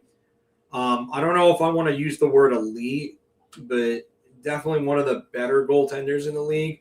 But I definitely worth the $8.25 million that he's making, as opposed to 11.5. Yeah. Let's calm down there. Small sample size. Small sample size. Long Island boy, by the way. Yeah, Long Island boy, we root for him, but small sample size. Let's. Andrew Hammond had a bigger sample size than that before he went away. I tell you right now, I would rather have Swayman than Shesterkin. You give me a choice of these two goaltenders. I'm taking Swayman at 8.25, and you should enjoy that sample. You should. You're enjoying it, D. No one's telling you that you shouldn't. But it's a small sample size, so let's not bring that into the discussion yet. But again, 8.25 for this, I'll gladly take that. And I right now, you take a look at these two teams. Who has more talent in front of them? Maybe on defense, he might have a little more talent, but that's even debatable. Mm-hmm. Fox over McAvoy, Gavrikov over Hampus Lindholm for sure. 100% Gavrikov over Lindholm. And then what else? They dealt away Brandon Carlo. Mason Lowry has regressed over the last season and change. What else did they have? The Bruins don't have a lot of talent. So I don't want to hear about his struggles with his defense in front of him, because Swayman's out producing him with the similar amount of talent around him. And there's no talent up front aside from Pasternak. You could talk about Morgan Geekie and the year that he's having. Great, fine. That's fine. But is he doing that without a David Pasternak next to him? No. So miss me with all that, because Jeremy Swayman has considerably less talent in front of him, and he's still outperforming Shesterkin. Yeah, that's why I'm going with shot on this one. Only because the word elite kind of is a loaded word. When you say elite, you better be a top 5 goaltender, I think. I think you can make a case he's top 10. Easy. He's definitely top 10 right now for sure. Right. You got to go with the reigning MVP in Hellebuck. That's number one. I don't want to hear about his playoffs, people. You still got to play the regular season, and he's a workhorse. He plays 60 games in a year. Can't say that about a lot of guys in the league now. Anyway, that you also have, is he even top 3 of the American goalies? Because Jake Ottinger would be a guy I would put ahead of him. You also have, obviously, Sorokin right now. I would put him over Swayman. So, there's a lot to unpack with that. Maybe even Logan Thompson. And if you go with games played, does Jesper Wallstack get in there? But the good news for the Bruins fans is Swayman is back. He started out last season a little bit rough and a little bit behind the 8 ball. Now They're playing better defense in front of him, and he's one of the reasons why they're a second-place team right now. Phil, let's go back to that big trade that happened last week. You got Quinn Hughes, who has 13 power play points this season. That's the best in the NHL. Minnesota, 23.1% on the power play, good for 9th in the NHL. And Quinn Hughes has 191 power play points since the 1920 season. Once again, best in the NHL. So, Phil, I ask you this. With Quinn Hughes, Minnesota will have a top 3 power play. I'm only going to say Beer because what does the rest of that power play look like?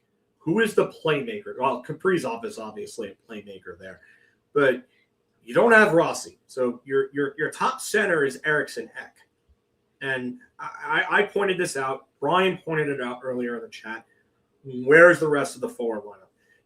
So the rest of that power play is going to look like Quinn Hughes, Kirill Kaprizov, Matt Boldy, and then what are the other players there? Who else is going to be on that power play?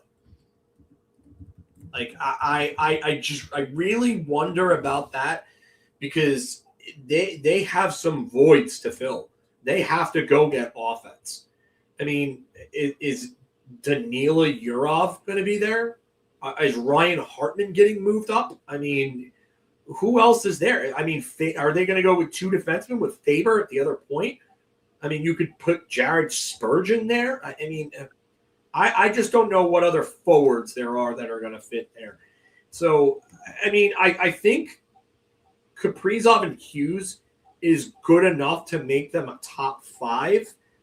But a top 3, is that going to be a better power play unit than Dallas, than Colorado, than Tampa? Once Tampa gets their guys back at full strength, I know Brandon Haywell got concussed by Seth Jones, so I don't know what's going to happen with that. But I mean, some of the other power play units that are out there, you know what? I really do wonder what that's going to do for Minnesota with having a lack of talent up front in terms of the power play. So, you know what? I'll say Beer because top 3 is a lot to ask, especially with missing forward talent. But yeah, I don't know if I could really say that for sure. You know something? I'm going to go round on this. Wow. Was that Bruins deal Zacha at the deadline? That's what he Stated Zarallo saying that he thinks the Bruins will deal Zacha to Minnesota. That's right. Yeah, Zuccarello. That's the guy I was about to mention. Yeah. When Zuccarello comes back, that's your difference maker for the power play. Then you can actually get Boldy, maybe he plays the bumper. You get Zook on, I think it would be Zook on the left side and Kaprizov on the right side. Now, who's their net front guy? That's the question. That's what could be the real difference maker. But with Hughes at the points, I love that idea with them. I think they're gonna be a top 3 power play. And once Zook gets back, that's what's really gonna change things around. All right. And let's go look at the guy that they dealt away. Zeb Bullion. You look at his career in Minnesota so far, only 33 games, but 4 goals, 16 points overall. And you look at him with Vancouver right now, he's already got 2 points in 2 games with them. Even with Zeb Bullion, Vancouver should still draft Keaton Verhoff if they select 1st or 2nd overall. I'm going to say Beer here. I would not be shocked if Vancouver took Verhoff. Verhoff might be the best player in this draft. I mean, I watch him in North Dakota. I tell you, this guy looks legit. I mean, everybody talks about Schaefer. I think Verhoff might even have a higher ceiling. And that's hard to say. It really is. And Schaefer's such an incredible skater, but Verhoff has like the hands and the shot that I think Schaefer doesn't have. And not that Schaefer's are bad by any means. They're very good. But Verhoff is just, he is an offensive dynamo, man. I really do think that that's going to be a number one power play quarterback, probably a legitimate number one defenseman that probably could be a Norris winner one day. I think he'll be that good. I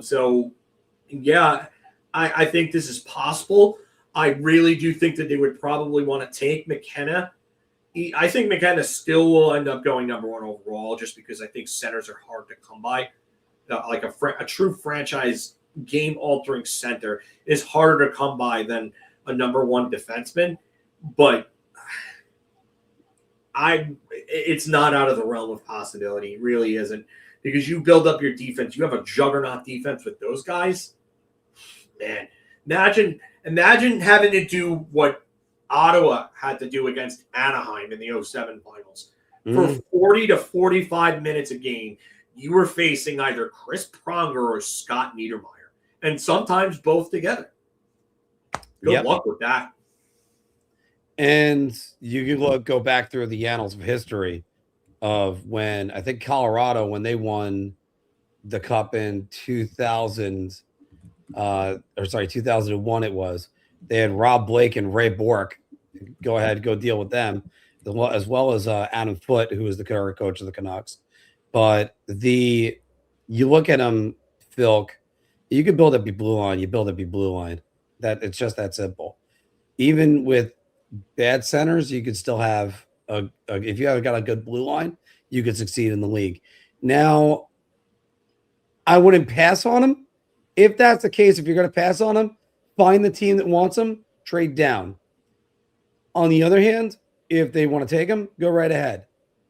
Just assemble the talent and figure out where it goes from there, but also have a plan in place with that, because after all, we've seen what the New York Rangers have done when they don't have a plan in place, or at least they're trying to tell us there was a plan. There was no plan.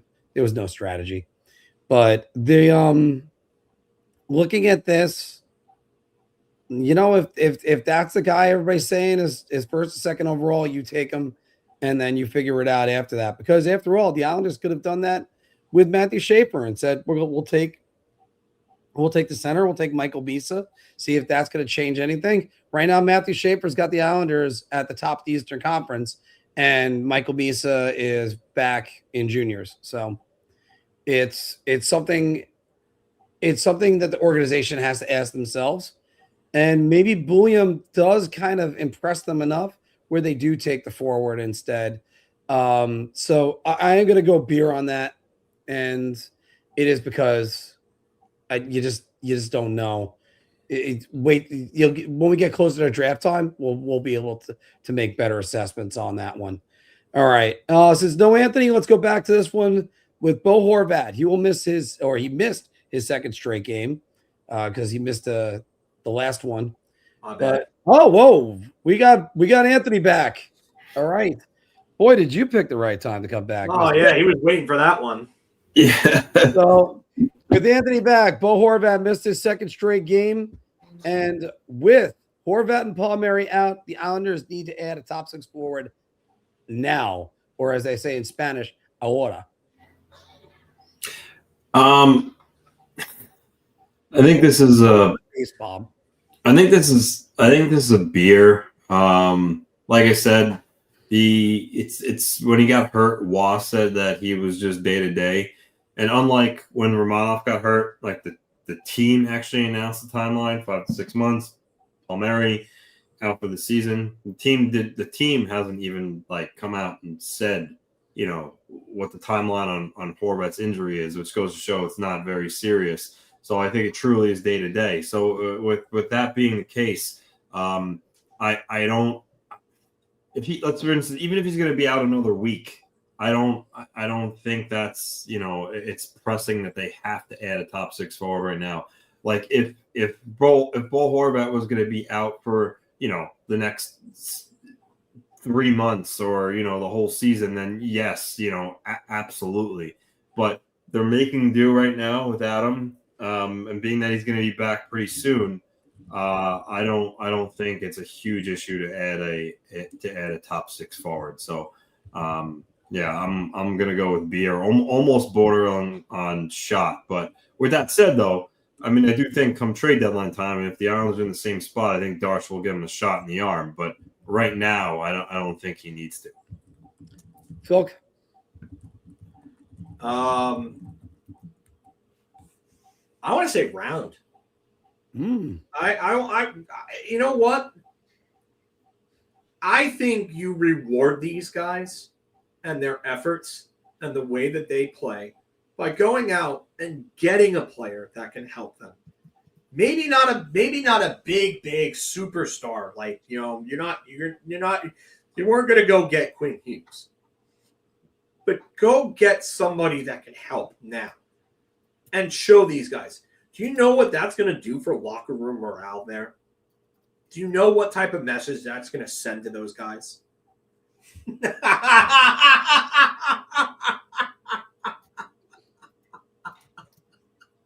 Oh, that's great. That's great. Yeah, I mean, you wouldn't have to go far. You really wouldn't have to go far, and he could still live where he lives. And it would be perfect. But, I mean, all jokes aside, go do something to tell these guys, hey, you know what? I believe in you. I believe in this locker room. I love what's going on. Go make it happen. I would. I would. And you know what? Whether it's a keeper Sherwood, whether it's a Nazem Kadri, I don't know who they're going to go get. But you just make that team tougher to play against. And I understand that they may have a little bit of a cap issue with that. I mean, adding a guy like Kadri might be harder to do just because they don't have a ton of cap space. But Kyle Palmieri is on LTIR. So he's got to go on LTIR, I should say. I mean, they still, for whatever reason, Cap Wages still has him on there, but that's got to be an LTIR guy. I don't understand why they haven't used it. But go get somebody and start sending a message to this team that we believe in you. Like, you guys are within striking distance of the division. What would that say if you went from getting the first overall draft pick in June to winning the division the following April? What would that say for me? And you know what? And a guy like Sherwood is going to come in and it's going to help. And that could be a difference maker for them. He fits right in with the way that they play. They have history with dealing with this current regime of Vancouver management. You know, go make it happen. I mean, Sherwood, is he going to require a first? I mean, I don't know if I want to give up a first-round pick for a guy like that. If you could get a second-round pick. All right, so let me ask you, hypothetically, if Alvin said, Danny Nelson in a second for Kiefer Sherwood, do you pull the trigger on that deal? You know what? I'm gonna say no, only because Sherwood's 30 years old, and aside from until last year, he was basically just kind of like a nobody, really. So I'm not sold on him. I'm not sold on him, and I also think Danny Nelson has some upside. I think for the Islanders, I think that would be a trade they might regret. I'm not saying Danny Nelson's going to be a huge scorer, but I think, Nelson is looking at either second or third line center. So I don't know. I think that might be too much. I wouldn't do it. Where's your cutoff? My cutoff? Yeah. For Sherwood? Yeah. If I could do it because you know what? Actually, now I think about they have Colorado's first round pick, which, I mean, let's face it, that might end up being like 32nd overall or 31. So essentially an early second. I would offer that pick, and if they insisted on more, maybe like a Quinn Finley, not as good as Nelson, but still pretty good. Okay. I could see that getting I would do that. But here's the other problem with adding a forward right now. So, like, Maxim Siplikov is not even playing this right now despite the injuries. He had 10-goal, 35-point season last year. So he's not even in the lineup. So when Horvat comes back, someone's gonna come out. I don't know, probably like, Gatcomb comes out and then people shift down. But then if you have Horvat and then you add another player, who else is coming out of the lineup at that point? Like, yeah, you could say like Kyle McLean, but anybody they get, they're not going to be a fourth liner. You know what I'm saying? So where does a guy like that play on a fourth line? So that they have a lot of forwards. So I don't know how that works, like, or where an upgrade would even play in the lineup. Yeah, I'm going to go shot on this. And the reason why I'm going to go shot is because I think the Islanders could survive if it goes the rest of 2025 with the roster that they got. If you want to move up Callum Ritchie, see if he can handle Bo Horvat's workload, go right ahead. If not, put someone else in as like a temporary situation, maybe JG Pajot, and just kind of. What about Pajot? Or you just putting somebody up in Horvat's spot, because at least Pajot's a veteran. Well, right now Barzell's playing in Horvat's spot. Well, who's playing in Barzell's spot? Cal Ritchie. Okay, so they basically just slotted everybody up. Yeah. Okay. But that's where I'm getting at with that. I think the Islanders can do it with in-house, because one thing that's going to help him is the Christmas break. That's an extra 3 days for him to rest, and I don't exactly think they're in a tough schedule right now. As I'm trying to say, let's be faster. I'm looking up the Islanders schedule, but I think they're good kind of with what they got going. So no need to like freak out. Don't need to make any moves. And again, they're in this rebuild. They get Vancouver, Buffalo, then the Devils before Christmas. And then after Christmas, you get the Rangers, the Blue Jackets, and the Blackhawks without Connor Bedard. I think the Islanders can make it through there easily. Anthony? It's funny because it just reminded me, you know how Arthur Staple, he does the Tri-State Hockey Report, like after every game, he makes a report on the Devils, Rangers, Islanders. The last one for the Islanders, he was talking about potential additions. And he listed Nick Leddy, Eric Gustafson, and Mason Marchment as guys that the Islanders could be interested in. And Mason Marchment is the one is a little bit intriguing to me because he's in the last year of his deal. He's big. He's been a 20-goal scorer with Dallas the last 2 years.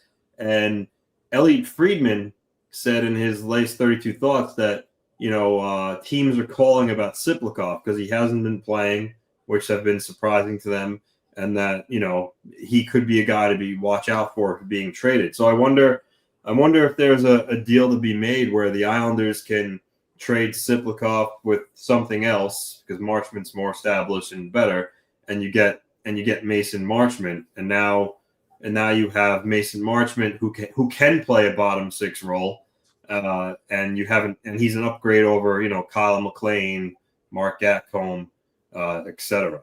I you know what, with his skating, I would want to stay away from a guy like that. Why do you say Not that? He's slow, but I think Sherwood's a better fit on the island. I think he plays the exact way that they play. That fast, physical, up-tempo style of play is the way that he plays. And you know what? You think he's not established. Yeah, I get that. That's fine.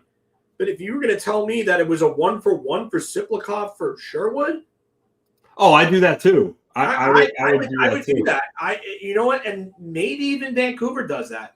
They get a guy that's younger that could be with them for a little bit back, and they go with a younger guy. I mean, and I think the Islanders, I think they would have a chance to re-sign him too. I don't know if they have a chance to re-sign Mason Marchment. All right. Well, that's the end of Big Apple Hockey's Bar Talk, guys. We went around the NHL, gauging our confidence on topics based on our choice of drink. So now it's time for Big Apple Hockey Pick'ems, where we're going to have to actually make some selections. I've got a gut feeling. You want me to do two things? Yeah, well, that's just like your opinion, man. Now shoot! Well, welcome back to Big Apple Hockey's Pick'em segment. We're going to give you 2 choices. Sometimes we'll do 3, but not today. And we're going to go through this quickly because we got some fun games to play after this. Puck Doku and Obscurity is coming after as we all got names, and hopefully we could get through pretty quickly. All right.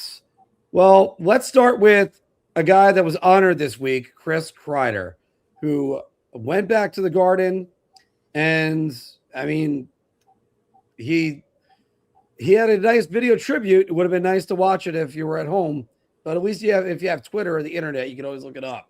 So once again, Phil, bigger Chris Kreider moment, the game-tying goal of Game 5 versus Washington Capitals in 2015 when they were down 3-1 in a series they would end up winning, or the game-winning goal in Game 6 versus the Pittsburgh Penguins in 2022 when he forced Game 7 and they completed the 3-1 comeback as well in that one.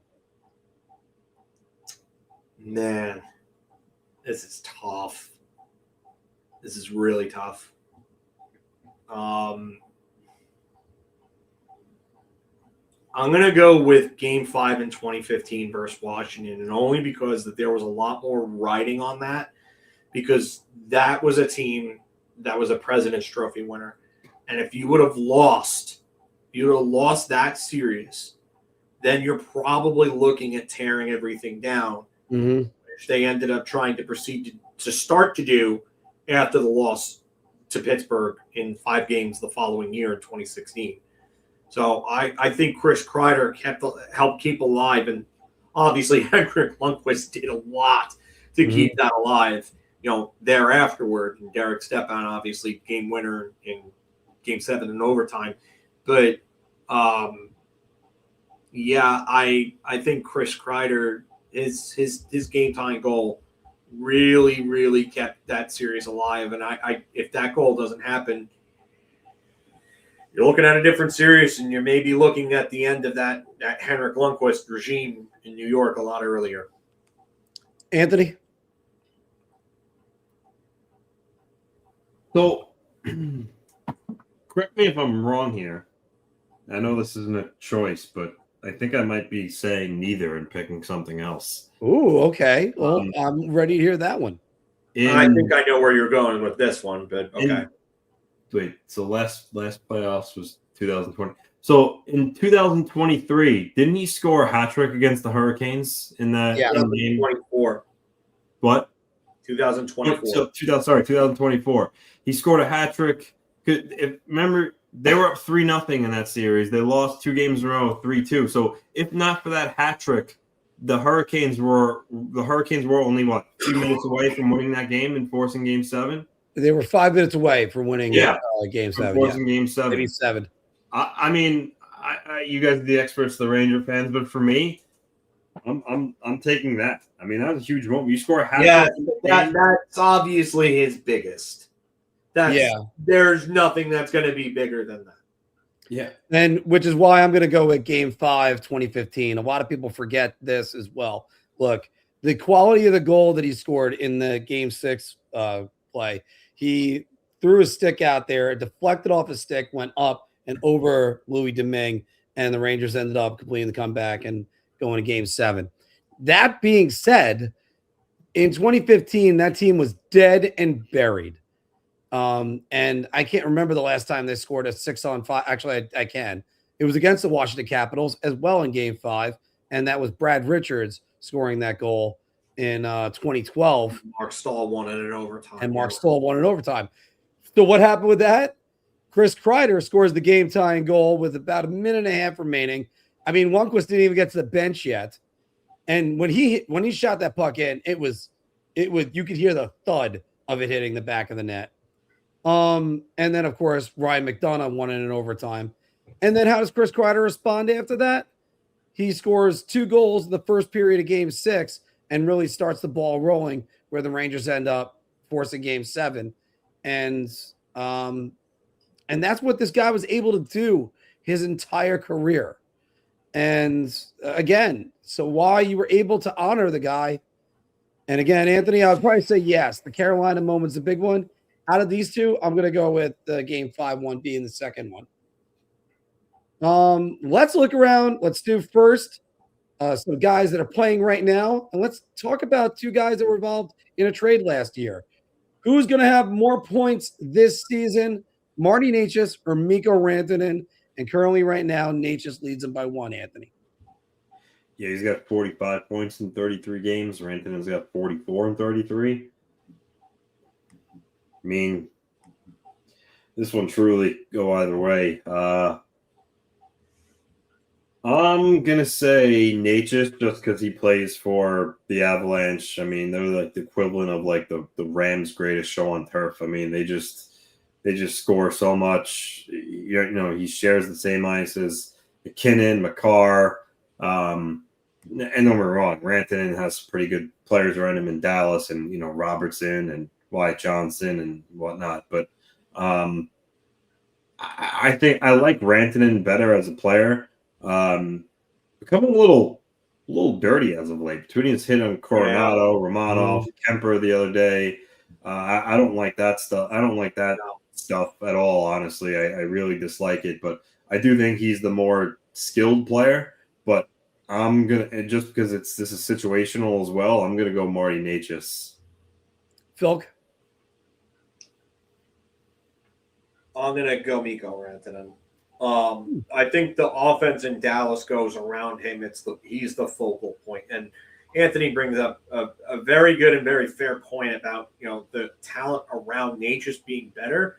But I think he's more dependent on that talent, mainly Makar and McKinnon, to get those points. So if they struggle, he will struggle likewise. Mikko Rantanen is the focal point, the linchpin of Dallas's offense. And I love what he does there. So I don't like the dirty play either. I don't know where this came from. He was never a guy before this season that you saw this with. But I think if Mikko Rantanen can avoid suspensions and avoid the penalty box, I think he's the guy here. Well, yeah, I got to agree with you. I don't like what he's been kind of turning over with a little bit of dirtiness. But to be fair,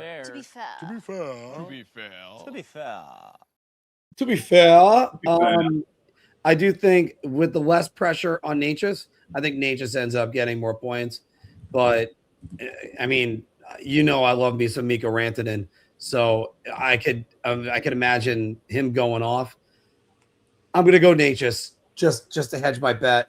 He still has something to prove this year, and he's going to have to show that he's worth every penny of that new deal, and never mind that he was so looking forward to. And I think he has to show it. So go out there and go get it. All right. Phil, let's go back to you on this one. Which one is the better goal from last week? Connor McDavid versus the Pittsburgh Penguins, where he just darted right through the middle, or that spin-a-rama goal by Macklin Celebrini versus Calgary? Can I just pick wash? I mean, no, you got to pick one. Anthony went off the grid. That's the only time we're allowed that. No, we didn't even allow that. That got overruled. But yeah, excuse me. I think I'm gonna have to go Celebrini here. Even though what's really impressive about McDavid is for all the Canadiens fans that were in our mentions, you know, when you get nudged when you're going that fast, the simplest little contact at times can take you off of your trajectory and change the way you go. That's why what Connor McDavid did and be able to mohawk the way that he did, that little 10-2, that was super, super impressive. It is so hard to be able to do that. and then to still be able to get in to make the move to go to the backhand and score the way that he did was incredible. There's just no one in terms of skill like that. But Macklin Celebrini, man, that move was unbelievable. He made that spin move in so tightly that there's no way that I really can't. I can't take McDavid over him, and everyone knows I'm a McDavid guy. But Celebrini, man, he's quickly risen the ranks of my favorite players to watch outside of New York. My God, that guy is something special. I got to agree with you on that one. But Anthony, which one are you going to take on this? It's tough, but I'm gonna go Celebrini. Don't want to elaborate on that one anymore. All right, Anthony, I'm going to agree with you. Yeah, I'm going to go with Celebrini as well. For him to catch the pass the way he did, spin around, and then quickly elevate that puck like that. Yeah, that's the thing. All in one. Yeah, that's why. Yeah, yep. I mean, oh my! I saw that play and my jaw just dropped. It's amazing what that kid is already doing. He's only in year 2. All right, let's go with this, and let's bring this one up and put this one right there. Which one is the uglier Stadium Series jersey? The Boston Bruins or the Tampa Bay Lightning? Right back to you, Mr. LaRocco. So before the like a day before they officially got unveiled, the Lightning one kind of like leaked, and you saw it going around. And I was like, "This thing is hideous. It looks like they didn't even try. It's like some like teenagers or it's like it's without any creative thinking. Yeah, TBL diagonal whatnot. I was like, geez, they really nailed it in. I'm like, this thing is terrible. But then, surprisingly enough, when they got unveiled, the Bruins one came out, and I was like, as much as I dislike the Lightning one, the Bruins one just isn't good. I just don't like how like the jersey with the ends of the sleeves being white there with the yellow base. It just looks, I don't know, almost just like looks incomplete. So I don't like either of them. I stand by. I think there was no effort put into the Lightning one. I think it's just way too simple. And I think they had the opportunity to do something really cool, really cool. And they dropped the ball there. The Bruins one is just bad. It's bad. So very bad.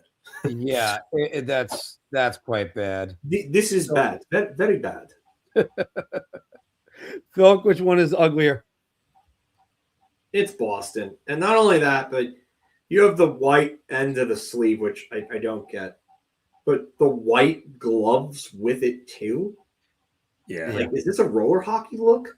Yeah. Like I think they're just, both of these, just, like you said, uninspired. I even felt the same way about the Winter Classic jerseys. Uninspired, a lack of effort, no originality. It just and if Fanatics had been doing so good with the jerseys, like Fanatics has done an unexpectedly good job for all of like the gaffes and the complaints that you've seen online over years with Fanatics ever since they came in and started doing the jerseys for the NHL. Like, they did a really good job with their NHL jerseys these last couple of seasons. And now you get this, like, and then you have the Dallas Stars jersey. Dallas Stars jersey is amazing. Yeah. Amazing job. But then they do zero effort for the outdoor game jerseys this year. And it's like, what are we doing here? Like, you did so good for so long, and now you're just going to sit back and you're going to just drop the ball and not give a shit? But, I mean, just a little effort. But that Boston jersey is hideous. That's one of the worst jerseys they put out so far. No thank you to either of these jerseys. But you know what? At least the Tampa Bay color scheme is nice. Yeah. And you could do something with that. There was room for them to bring back the original logo and do something else with it. And you're right. There is potential there. But they squandered every little bit of it that they could. So it's Boston for me. Phil brings up a good point. The gloves too, which I didn't even originally. They made those gloves like black with yellow in it. At least the contrast would have been. Yeah. Would have looked. It would make it look a little better. But the white with it looks too too much white, too much yellow. There's not enough black. You're right. There's no contrast. There's no base. Yeah. The Tampa Bay jersey looks like a jersey I made in Wayne Gretzky hockey in 1995.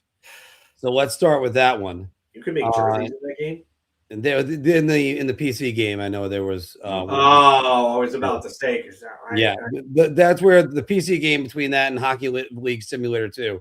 It was amazing, the custom abilities on that. This Christmas sweater that I have that looks like a hockey jersey, that my wife bought, that looks a lot better.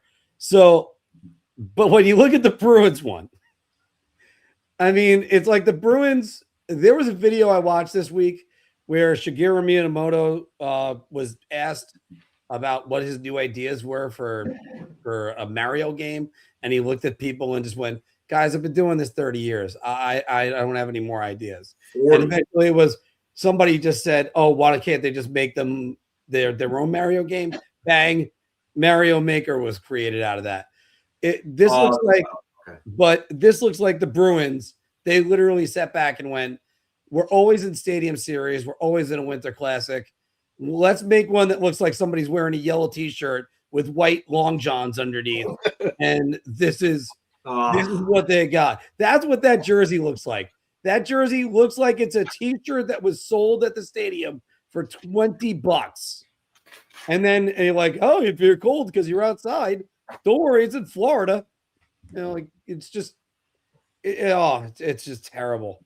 Like that is maybe the ugliest outdoor jerseys, non-centennial or heritage classic that I could think of.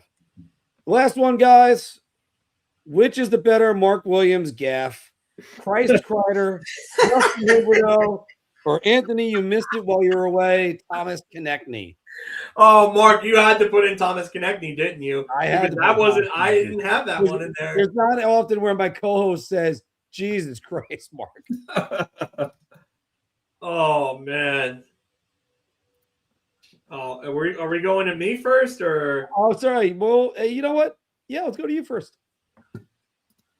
Oh man, Justin Huberdeau is the OG Mark Williams gaff. Yes, that was where like everything started.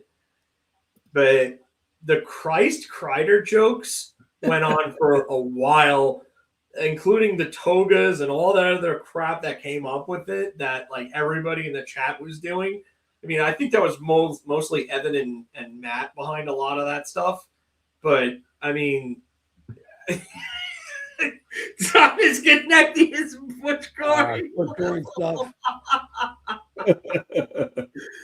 Oh man. I mean, it's like the meme of the lady that's writing it, and it's like the lady is titled The Jokes, and then the book is The Jokes. The jokes writing themselves. So I gotta go with Christ Kreider here. And that was I know it's a typo as opposed to Justin Huberdeau or Thomas Konechny, which are just straight up gaffes, but the Christ Kreider stuff was friggin' hilarious. That was absolutely hilarious. So I'm going Christ Kreider here. Anthony, what's your choice on this one? I mean, Christ Kreider is definitely more hilarious, but I think the Justin Huberdeau more ongoing, longer joke, even to this day, when you have a gaffe, like someone in the comments will type in Justin Huberdeau. So I'm gonna go with Justin. I'm gonna go with Justin Huberdeau. Yeah, I have to. I just think it's the right it's the right thing to do there. Well, first things first, we're a self-correcting podcast, and there's also a reason why that we have this GIF where it's the dough mark messed up. So I didn't make it for the other guys. The other guys have their errors too. We get mine. They're always good. Guys, I gotta go with Justin Huberdeau because first off, I remember that day selling him for the midseason MVP. And after you guys said, I think it was Nate McKinnon, and I think somebody else was in there. And then it was midseason MVP. I went through the entire thing. I went Justin Huberdeau. And I think it's because I thought Justin Trudeau at the same time. But the other part of it is that I then made that election day video that was the attack ad on me. And that's why it's still one of my favorites. I mean, there's always a new gaff that's coming. So don't worry, guys. There's going to be more to laugh about soon. But there's, just own it. Just own it and turn into the skid. That's all you can hope for. All right. So, guys, we're going to do some Puck Doku right now. Was that a she's out of my league reference there, buddy? What, turning into the skid? Yeah. No, it wasn't. But that's like Stainer. And they ask why he gets called Stainer. He's like, so nobody can hurt me with it. All right. I mean, I guess was that the TJ Miller character? Yes, yeah, that was the TJ Miller character. Yeah. Not the JT Miller, but the TJ Miller, Joe Micheletti reference there, everybody. There's a friend of mine that hated JT Miller just because he didn't want to hear his initials because he hated TJ Miller so much. So one of my former roommates. All right. Okay. I think I've got one for Detroit and Minnesota right now. Stacey Roost. Hold on. Get the timer getting ready to get started. But also, let's just read this off for everybody down below. We have the top access, the top category, I should say, the Canadiens, the Avalanche, and the Red Wings. Your Y-axis, the Minnesota Wild, the Pittsburgh Penguins, and Born in the USA. Okay. Oh, man. Mark. All right. Well, if I have to ruin a moment, that's what I do. Anyway. Stacey Roost, R-O-E-S-T. Where is that? Where is that, Phil? Detroit, Minnesota. Okay. So, Casey. No, Stacey. There it is. That one? Yes. Oh, God. 4%. 4%? What the fuck? 4%. Oh, my God. Are you kidding me? I know. I am shocked about that one. Wow. So I'm going to put mine in here because I love using them whenever I can. Jeff Farkas. No, he's Toronto. Oh, I put it in the wrong spot, guys. Oh, you put it in the wrong spot. Oh, good. Damn it, Mark. Yeah. So I got to reset that and do it all all over again. I hate when Mark does that. Yeah, I hate it when I do it too. All right, so we're keeping Stacey Roost up here. Yeah, man, I can't believe that's a 4%. All right. Anyway, Anthony, go ahead with your next guy. All right. So, born in the USA for Canadians, you could do Sean Hill. Sean Hill. All right, let's go with him. Sean Hill, 0.1%. Anthony, good one. What do you guys want next? No, Dan Hyder was Canadian. No, I think Jim, our friend of the show, Jim Dowd. Jimmy Dowd. Yeah, Jimmy Dowd for Colorado. Yeah. Born in the USA. Well, actually, he could be Colorado and Minnesota. Yeah, that might be. Yeah, you could do him there. I mean, yeah. Colorado, Minnesota might be a little bit of a tougher one. See if that works. Yeah, use Jimmy Dowd there. You want you here? All right. Yeah. Jim Dowd, 1%. Steve Reinprecht, Colorado. Steven Reinprecht. Incorrect. What? Yeah, I could have sworn he was Canadian. I thought he was. Hold on. I think we're starting over again. Oh no, he's from Alberta. Holy shit! I thought he was American. All right. Well, this is the last time we're starting over again. Wow. Damn it, Mark. Hey, No, this one wasn't that me. one's on me. I know. I just like saying "damn it, Mark," and I Yeah, Phil. If it's a way to blame anybody, it's always got to be me anyway. Yeah, that's true. It is just how it is. All right. How about John Michael Wiles, guys? Too popular. Too popular? He's going to be, that's going to drive our score up big time. All right. We got 2 minutes remaining on this because I want to try to get these in. shut your mouth with your timer. We're already at 5. All right. So Mike Knuble would be too much right here. For where? Detroit. For Detroit?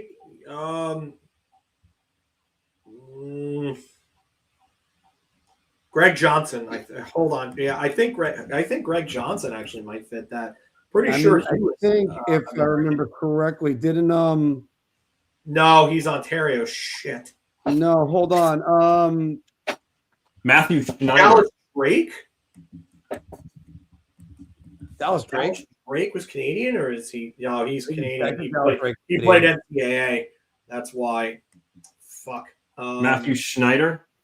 Schneider could be, but I think that's going to be popular. Schneider could be. I think he might be too popular. I was thinking Knuble, or I'm trying to think of the guy from the 1980 team that played on there. On the Red Wings. Knuble's Canadian, by the way. Yeah, I actually think Jack O'Sullivan. Knuble's Canadian? Yeah. Oh, wow. I knew he was He played at Michigan. That's why I had the same friggin' Mandela effect with him and with Reinprecht. I thought Reinprecht was American because he played college. Brian. Drew Miller. Brian Latchoff. Drew Miller. I'm kind of like it, Drew Miller or Brian Latchoff. I mean, you guys pick. Go Lashoff, but I know Drew Miller. Don't select Matt. Make sure you do Brian. Yes. Brian Lashoff is 0.1%. Yeah, good call. Okay. Avalanche and because this could also be Quebec. Scott Young. Try Scott Young. What? That's Avalanche and born in the USA. Yeah. Okay, Scott Young. Guy. I know that for a fact. Scott Young, 2%. I'm surprised.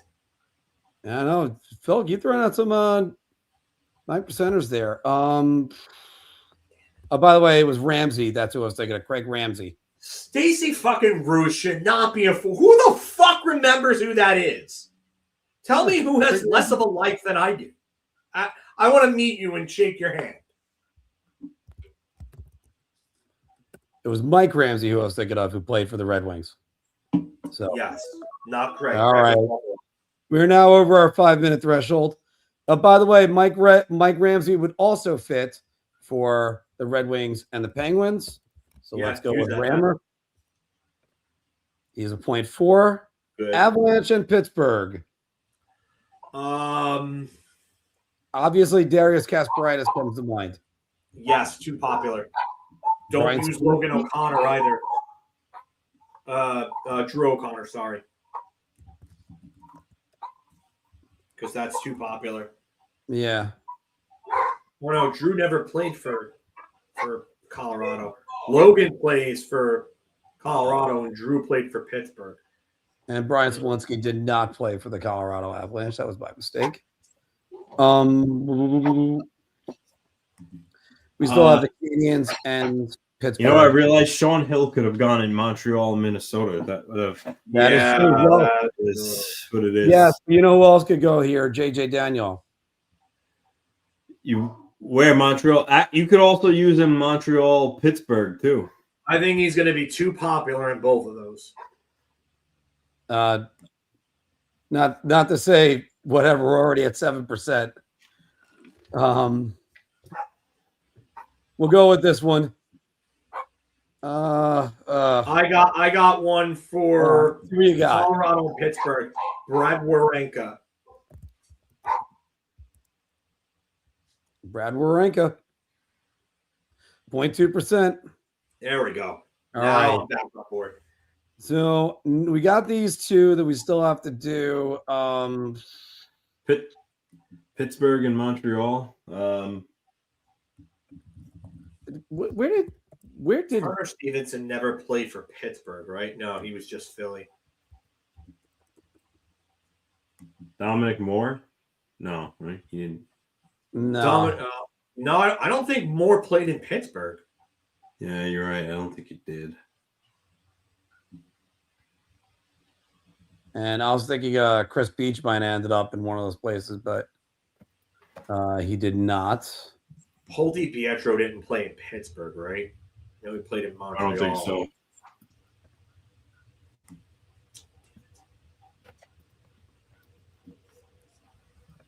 Okay, so we'll do JJ Daniel on this one. Okay, fine, go with it. All right, we're gonna go with this one.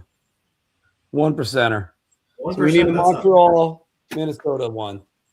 Montreal, Minnesota. Or was a Penguin. I don't remember him with the Penguins. That must have been very, very late.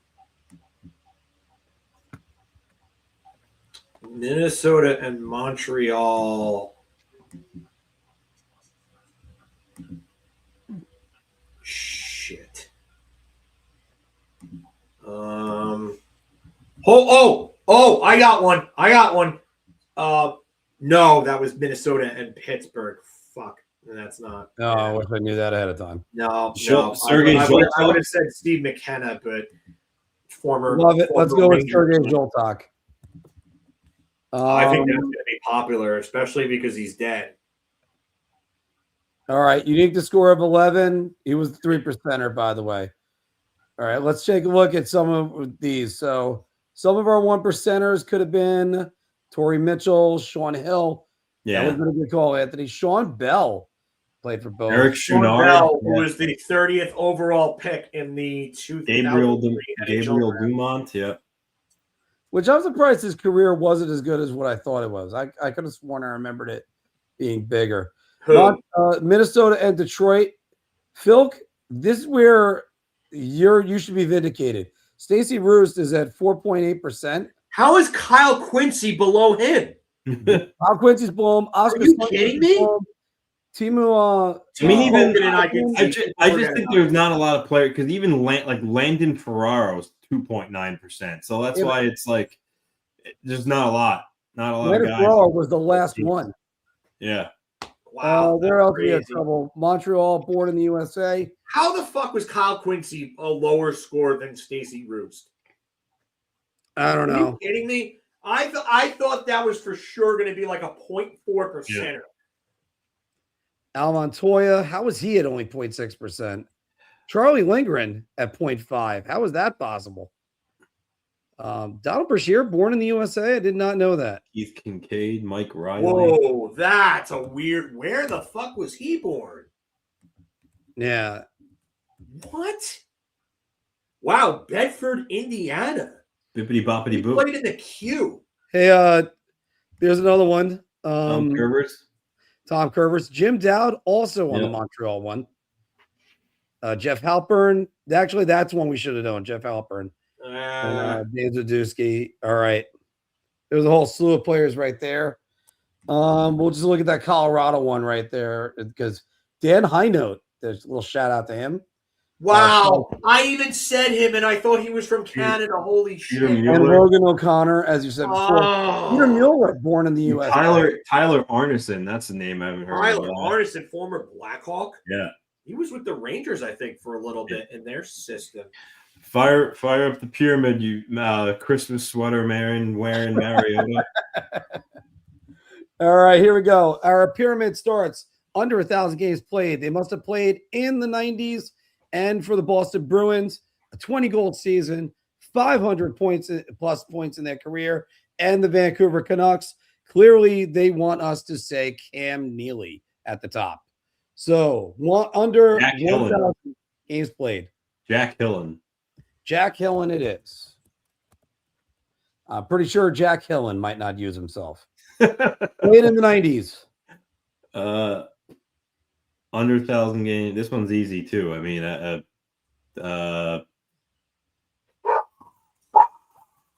Brian Berard. Okay, we'll go with Brian Berard. Yeah, that's fine. I've got 2 right here. For this one, Yeah. Dmitry one- Karvoltanov. No, Karvoltanov's the next one. Pantalev's is this one. Pant. Yes, that one. All right. Karvoltanov is this one. Karvoltanov's that one. Okay. Fuck you with a uniqueness of 1. 500 points in their career, Phil. You could go Smolinski here. Bryce Smolinski didn't get the 1,000 games played, right? You could go. Oh, it's less than 1,000 games. Got to be less than 1,000 games. Did Glenn Murray have 1,000 games? I don't think Glenn Murray made it to 1,000, and he does have a 20-goal season. Yeah, I know he had a 40. No, Glenn Murray hit 1,009 games. Glenn Murray 1,009. Are you kidding me? Joseph Stumple. Joseph Stumple was only 957. You could use Joseph Stumple. Did Jason Allison, I think, could fit this too. Yeah, Jason I don't Allison think he definitely hit could fit 1,000 that. games. What about Sergei Samsonov? Sergei Samsonov, yeah. Jason Allison and Sergei Samsonov both fit this. All right. Which one do you think would be the less? Because Samsonov's got 888, but he did have that really good season. Actually, what about former Islander Mariusz Trzaskowski? You know what? 745. I think he's probably a better answer than because I think that he definitely didn't hit 1,000 games. There's no way. No, yeah, go Tchaikovsky here because I think Smolinski. No, I'm sorry, Allison, Stumple, and who was the other one I said? Oh, Samsonov. I think they're going to be more popular. I think people are under 1,000 and a 20-goal season, right? Yeah, Tchaikovsky right here. Go Isabella Skorupko's husband. All right, we're going to go to Tchaikovsky. Yeah. Incorrect? You have to start over. It's incorrect. How? I don't know, but all right. So under 1,000 games, he played in the 90s. He was It can't be only there. Dylan. Tchaikovsky was a Bruin.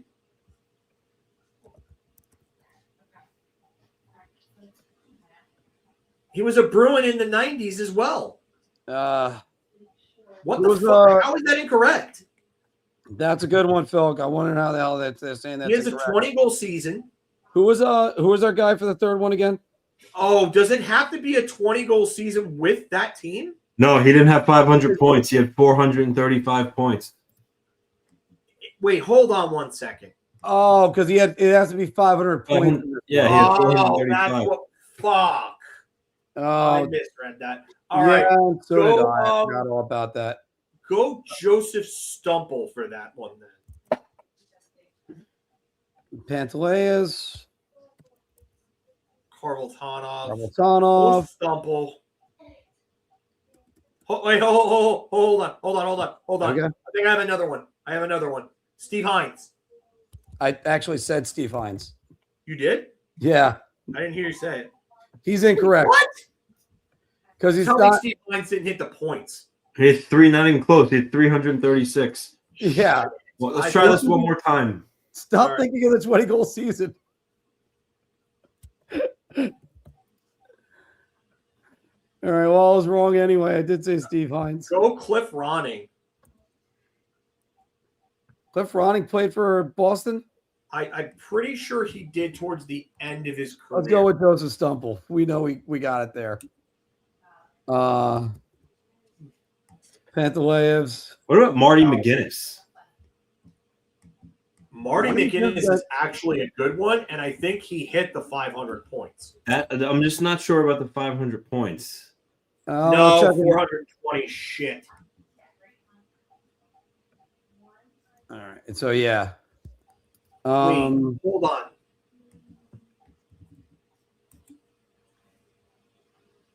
I want to check something. I mean, Stumple does fit. He played in less. For sure. Stumple, I know for sure, hit 500 points. Yeah. He had several 70-point seasons. Jake DeBrusco over 500 points yet, by the way? I don't know about that. No, he's 329. Because Jake DeBrusco will end up fitting this. Go Jeff Courtnall. Jeff Courtnall? Hold on. By the way, Cliff Ronning never played No, for because Boston. Jeff Courtnall could be used in the top slot too. Okay. Someone mentioned Cliff Ronning before. He never played for Boston. Yeah, that was Jeff Courtnall could be used in the top. Go Stumple here. Stumple, and then Jeff Courtnall. Because Cam Neely's going to be the Jeff Courtnall was wrong. Filk has got to be furious today. Cam Neely. Tom Fergus. Oh my God. Brett Ashton. Barry Peterson. Forgot about him. Craig Janney's another one. He was traded for fucking. Mark Savard would have been a good one. Joseph Stumple was slightly had more. But again, Brett Ashton, Robert Lang. Murphy. Shit. Right, Robert Danny Lang, Hogue. Benoit Hogue, Michael Nylander and Alexei Zhamnov. Wow. And the one that was lower than Karvoltanov, you had Chris Dylan, Ali Afraidy. Ali Afraidy played less than 1,000 games. Wow. Simone Gagne. Wow, we fucked up. We were good. We were thinking too much about speed. Yeah. Well, we need to start thinking about more about speed. But that's just in general. All right, let's bring it on back, boys. And Anthony, do you have your obscurities? I do. I have them too. All right. Before we are actually, you know what we'll do? I'll talk about this afterwards. Oh, what do you got?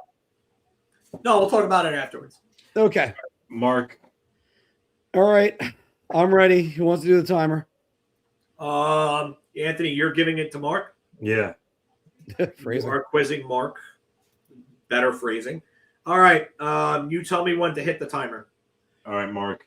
Your first player has played for 6 teams and for a total of 699 games.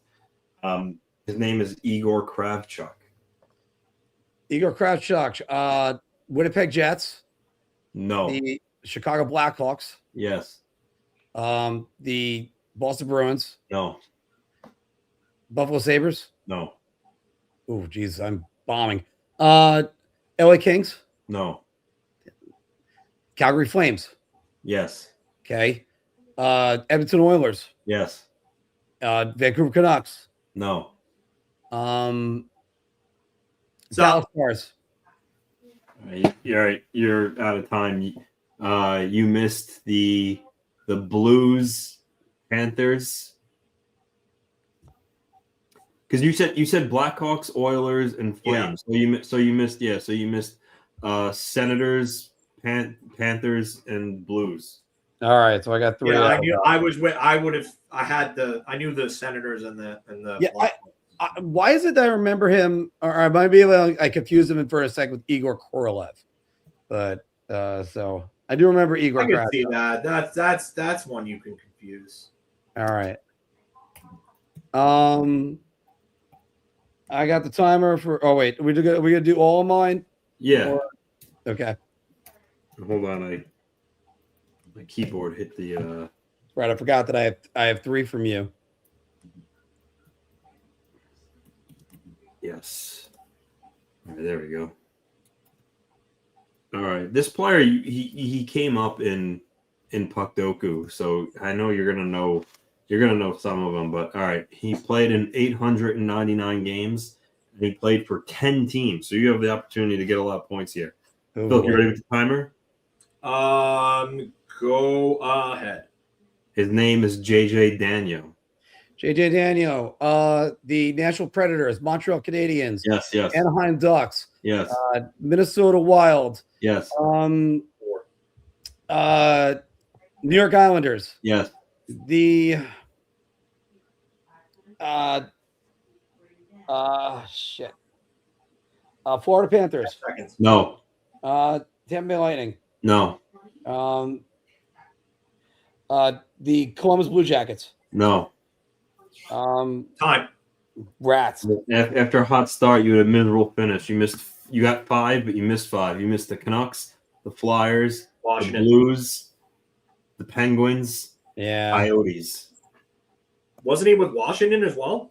No. He wasn't with Nashville either? He was. Nashville was one of the teams Mark said. He okay. Yeah, that one I had. I knew he was a guy that played with a lot of the expansion teams. All right, so you got 5 on that one. All right, so we got 3 in the first one and 5 on the second one. Yeah. Yeah, so he's got that's a total of 8, 5 and 3, right? Yep. Yeah.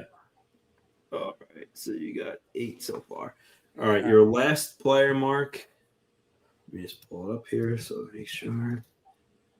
And Phil, you're ready with the timer whenever I'm good. Once you say the first name. All right. So this player played in 449 games, and he played for a total of 8 teams. His name is Kip Miller. Kip Miller, Washington Capitals. Sorry, I just want to. Did we clarify?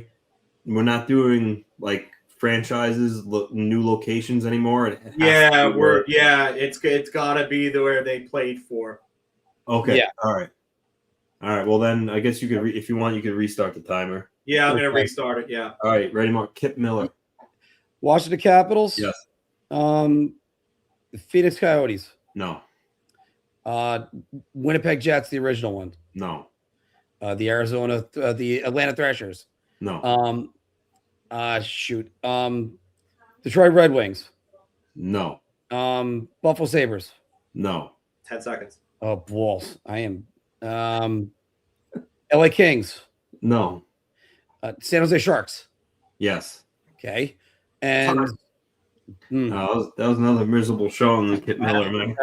You get 2. You missed the Islanders, Penguins, Ducks, Blackhawks, Minnesota North Stars, and Quebec Nordiques.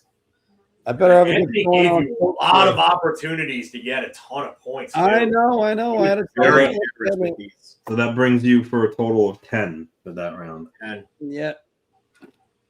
All right. So Mark got 10 from Anthony. Anthony, I got 3 for you if you want to do it right now. Sure. All right, I'll get the timer. Okay. Although I didn't put the games played on there. All right, that's fine.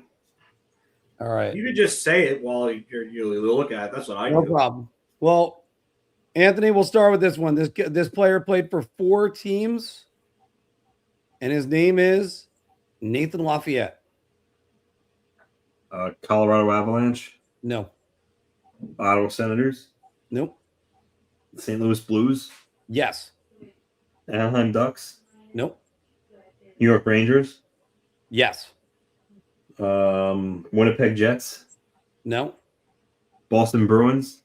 No. 10 seconds. Dallas Stars. No. Flyers. No. Canadians. No. Kings. Stop. You already said the Kings. No, I didn't have him saying the Kings. Oh. But I did have him saying the Kings right at the buzzer. So I got 3 then. You got 3 out of 4. 3. I thought he said the Kings. Missing Anthony. He was the famous shot off the post in the '94 finals in Game 7. Yeah. All right. So Anthony's got 3 right there. 3. Okay. All right. He said the Kings. Wait. He said the Blues. He said the Blues. Yeah. That's right. Yeah. But he did get the Kings at the buzzer anyway. Yeah. He got the Kings in. Anthony, we got another guy coming right here. He played for 4 teams.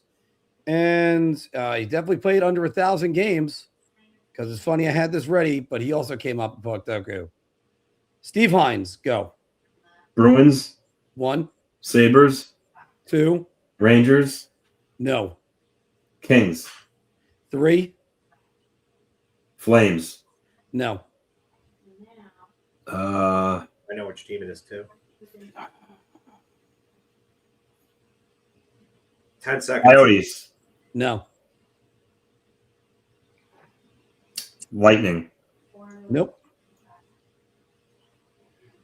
Time. 3 again. The Columbus Blue Jackets was the other team. 1, 2, 3. All right. Anthony, this will give you a chance to bypass me. Yeah, I was gonna say I give you 6, 10, and 8. You gave me 4 and 4 so far. I know. Well, don't worry, because you're gonna get a guy whose last name is synonymous around New York right now in New York hockey, but this is his brother, not him. He played for 6 teams. The name is Ted Drury. Sabres? No. Rangers? No. Ducks? Yes. Flames? No. Oh, wait. Islanders? Yes. So 3? 2. Ducks? got it. Islanders? Flames? Islanders, you got a third one. Kings? Nope. 5 seconds. Devils? Nope. Penguins? No. Phil said time. Oh, it's your time. Okay. We got 3. He played for Hartford. He also played for the Columbus Blue Jackets. And if I'm correct, when he played for this last team, I think was he the player that took the puck in the throat, had to get a tracheotomy? I think that was when he played for Ottawa. So No, I know who you're thinking of. No, it wasn't. No relation. Ottawa. It was Trent McCleary in Toronto. Trent McCleary. Yeah. That was it. All right, so I got 3 Ducks, Flames. I remember Islanders. that. Yes. So I have a total of 9 then. Yep. And there'll be a That's lot a more good coming. memory, though, Mark. You the fact that you remembered a player in the late '90s getting the hit with the throat. Yeah, It was a lead on Sports Center. I remember that. yeah. Trent McCleary. That's where I remember seeing it. Was that in NHL Tonight? I remember watching it on. Yeah. They showed that clip, and that was scary. Remember when Chris Pronger got the Steve Yzerman shot and he had to leave that playoff series? Yeah. Oof. That's just insane on all those things. Yeah. All right. We got to get Filk. So, Anthony, do you want to do your list first? Sure. All right. All right. Connor is ready. Hold on. You got the timer for me? Yes. Okay. All right, Phil. Your first player played in 620 games. He played for a total of 9 teams, so good opportunity for you. And he's the brother of a player I gave Mark, and his name is Kevin Miller. Rangers, Capitals. Yes. Yes. Red Wings. Yes. Penguins. Yes. Kings. No. Whalers. No. Florida Panthers. No. Lightning. No. Nashville. No. Anaheim. No. San Jose. Yes. 5 seconds. Boston. No. Flyers. Time. No. You got 5. You missed the Senators, Islanders, Penguins, and Blackhawks. Fuck, I forgot the Islanders and the Blackhawks. I knew those two. I wasn't going to get the Senators. At this moment, I'd like to thank Anthony so much because guess who was going to say Kip Miller for you too, Phil? All right. Kevin Miller. 5 for Phil for that first round. Okay. All right. Next player played in 774 games. He played for 7 teams. And his name is Wayne Primo. Buffalo, San Jose, Boston. Yeah. Tampa. Yes. Toronto. Yes. Detroit. No. You said one more? 2 more. Nashville. No. Florida. No. Hartford. No. Calgary. Time. Yeah, you just got Calgary. So the only team you missed was Pittsburgh. Nice. You got 6 that round. 6 out of 7. Yep. Shit. All right. Yeah, buddy. All right. So right now, Phil leading 11. 11. Yep. Anthony trailing with 9, but he'll have plenty of opportunities coming along. And don't worry, I am probably. Wait, I have one more from you, right? Yeah, you got one more. All right. right. So last player, 291 games. He played for 6 teams. Wow. His name is Aaron Johnson. Islanders. Yep. Columbus. Yep. Boston. Yep. Washington. No. Nashville. No. San Jose. No. Calgary. Yes. Minnesota. No. LA. No. San Jose. No. Pittsburgh. No. Toronto. No. Florida. No. 5 seconds. Chicago. Yes. One more. Time. Edmonton. Fuck. All right. 5 out of 6. Wow. So Phil's got a total of 16. All right, so 16. I'll update that right now. That I have to find a new guy because Phil, wow, that's a roll today. Kevin Miller. Wow, that was yeah, me and Anthony both had him on. All right. Who wants to take who wants me to I'll quiz go. that? Yeah. All right, Anthony. I have got 3 for you. Mark, you got the timer ready? Timer's ready. Okay. So this player has played 727 games across 5 teams. Okay. Anthony, this is Mike Bullard. The Whalers, No. Penguins, Yes. Sabres, No. Rangers, No. Flames, Yes. Oilers, No. Blackhawks, No. the Jets, No. Kings, No. Canadians. No. Time. So you got 2. You got Pittsburgh and Calgary. You missed Philadelphia, Toronto, and St. Louis. Damn. All right. All right, Anthony. I think you're probably going to be pretty familiar with. Oh, how many did Anthony get right there? 2. 2. All right. Yeah, Anthony. I think you're going to be familiar with this guy. Okay.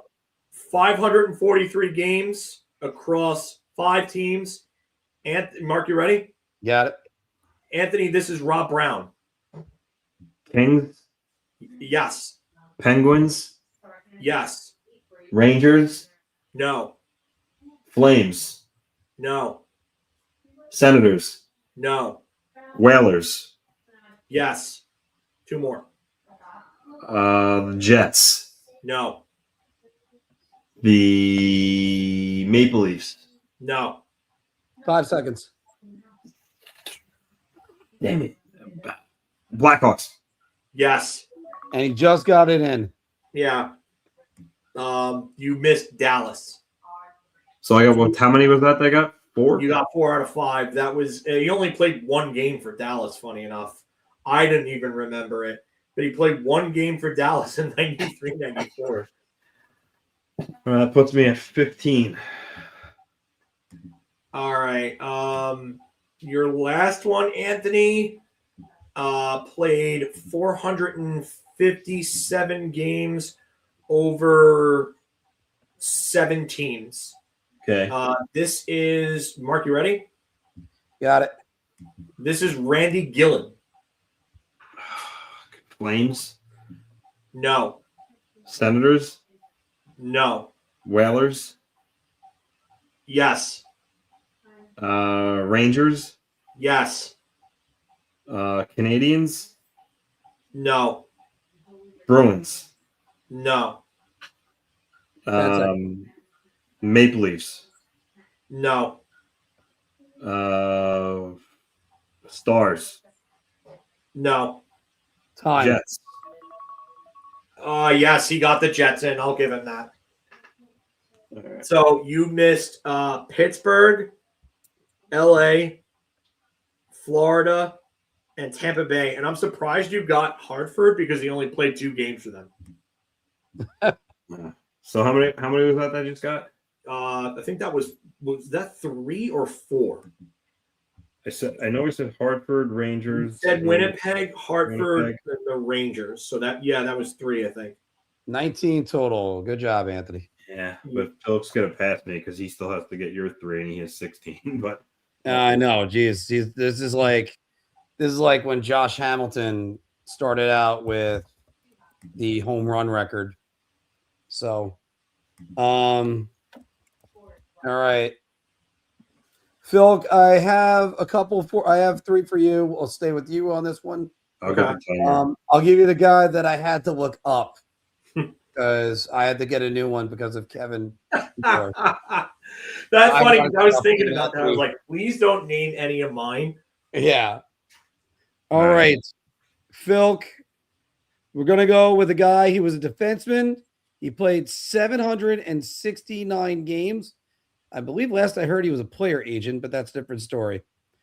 And his name is David Shaw. Bruins, Rangers. 2. Flyers? Nope. Penguins?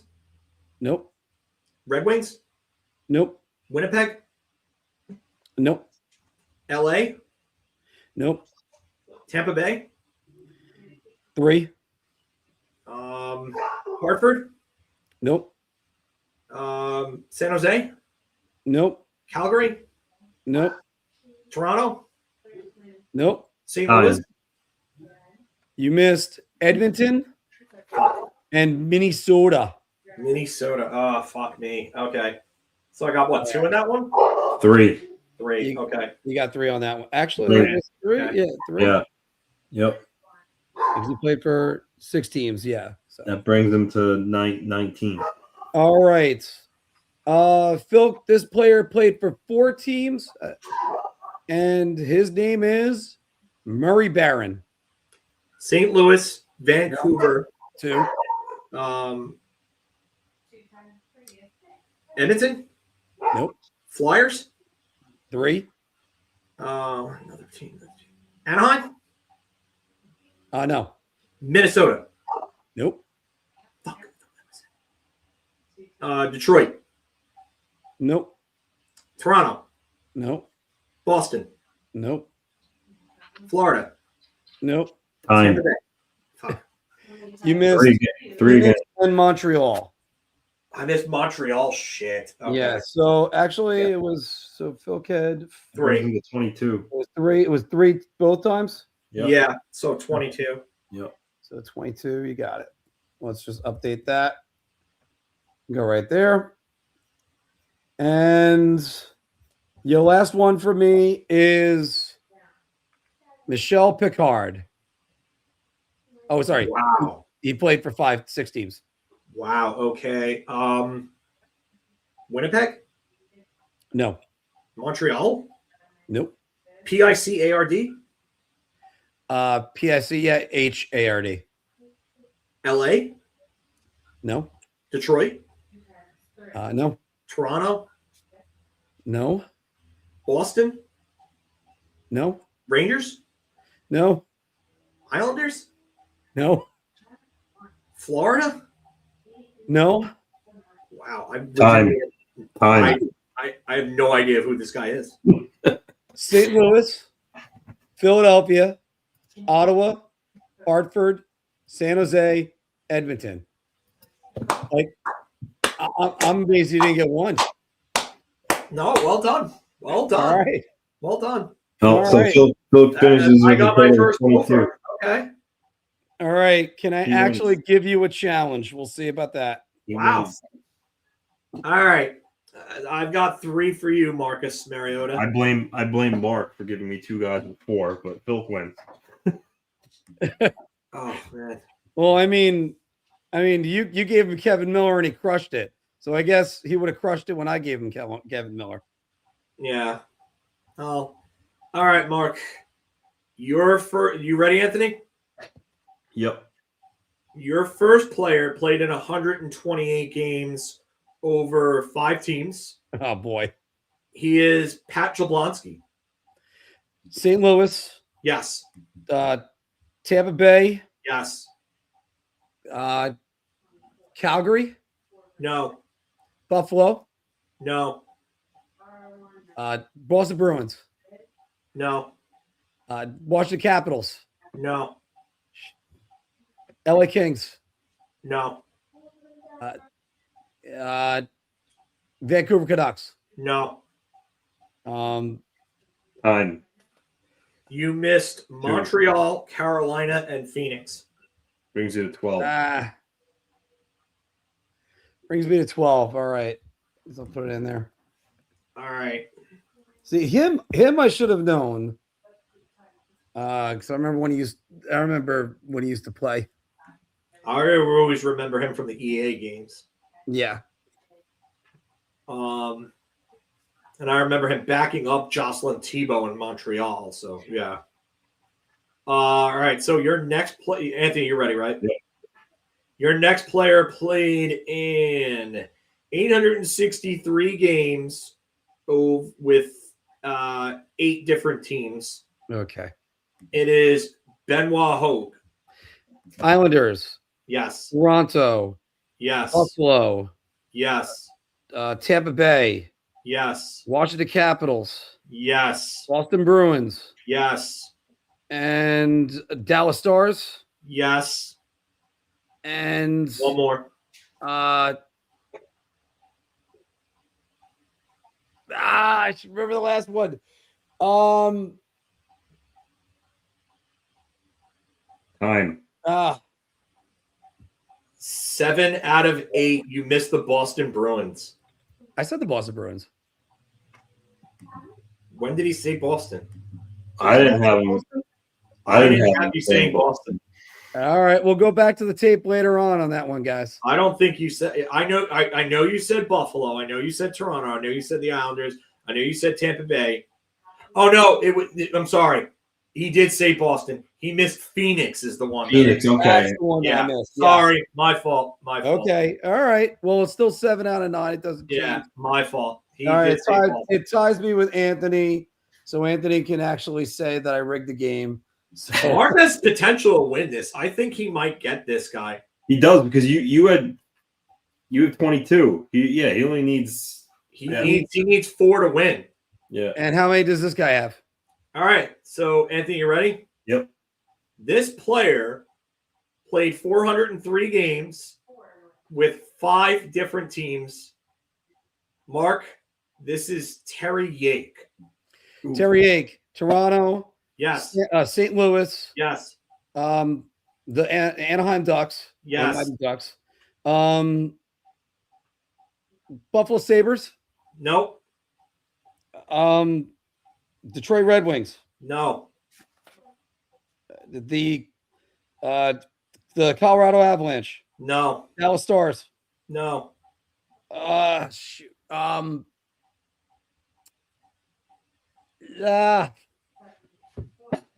They use Terry Yake all the time. Oh, Mark, you had it. You had it. Oh, no.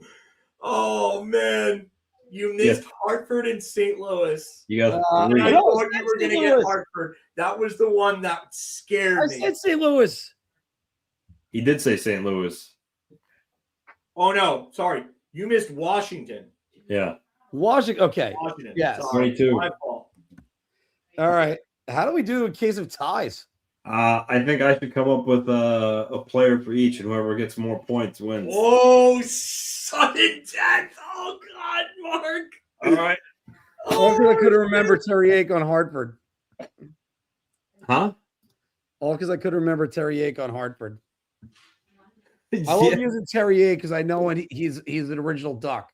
He's an original Duck, and he had the hat trick at the Garden, the game that Brian Leach got benched in. Oh, man. I knew you were going to get that one at the very least. All right, Mark. All right, Andy, here we go. Here's your player. I'm going to set the timer. 859 games. He played for 1, 2, 3, 4, 5, 6 teams. His name's Dennis Seidenberg. Dennis Seidenberg played for the Bruins. Yep. The Islanders. Yep. The Carolina Hurricanes. Yep. The Buffalo Sabres. No. The no. Oh shit! I didn't have the timer. Do you have the timer? I have the timer. Yeah. Detroit Red Wings. No. Vancouver Canucks. No. I had the 3. Shit. Florida Panthers. Yes. Okay. Time. So Mark got 4. Yeah, you missed the Phoenix Coyotes. Woo! Pressure time on me. Oh my god. 4. So you need to fill whoever this player is. You just take a 5. I'm gonna try to get you a player that played an equal amount of teams, so it's fair. Wow. Oh my god. 2, 3, 4, 5, 6, 7. Yeah, all right. So actually more opportunity. He played for 7. All right, he played for 7 teams. 484 games. His name is Mike Commodore. Carolina, Calgary, Yep. New Jersey, Yep. Phoenix, No. Detroit, No. Tampa, Yes. Tied Mark. One more. LA, No. San Jose, No. Dallas, No. Boston. No. Time. Time. Fuck. Missed Ottawa and Columbus. You guys tied again. You both got 4. All right. Keep going, sudden death. Yeah, keep going. Oh my goodness. David had it right here. Yeah, oh my god, this is shot for shot. Wow. All right, Mark. You ready? All right. 633 games, played for 1, 2, 3, 4, 5, played for 6 teams. His name is Patrick Eves. Anaheim Ducks. Yep. Dallas Stars. Yep. Ottawa Senators. Yep. Detroit Red Wings. Yep.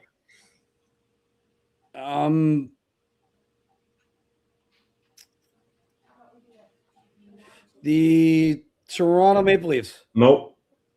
Montreal Canadiens. Nope. No.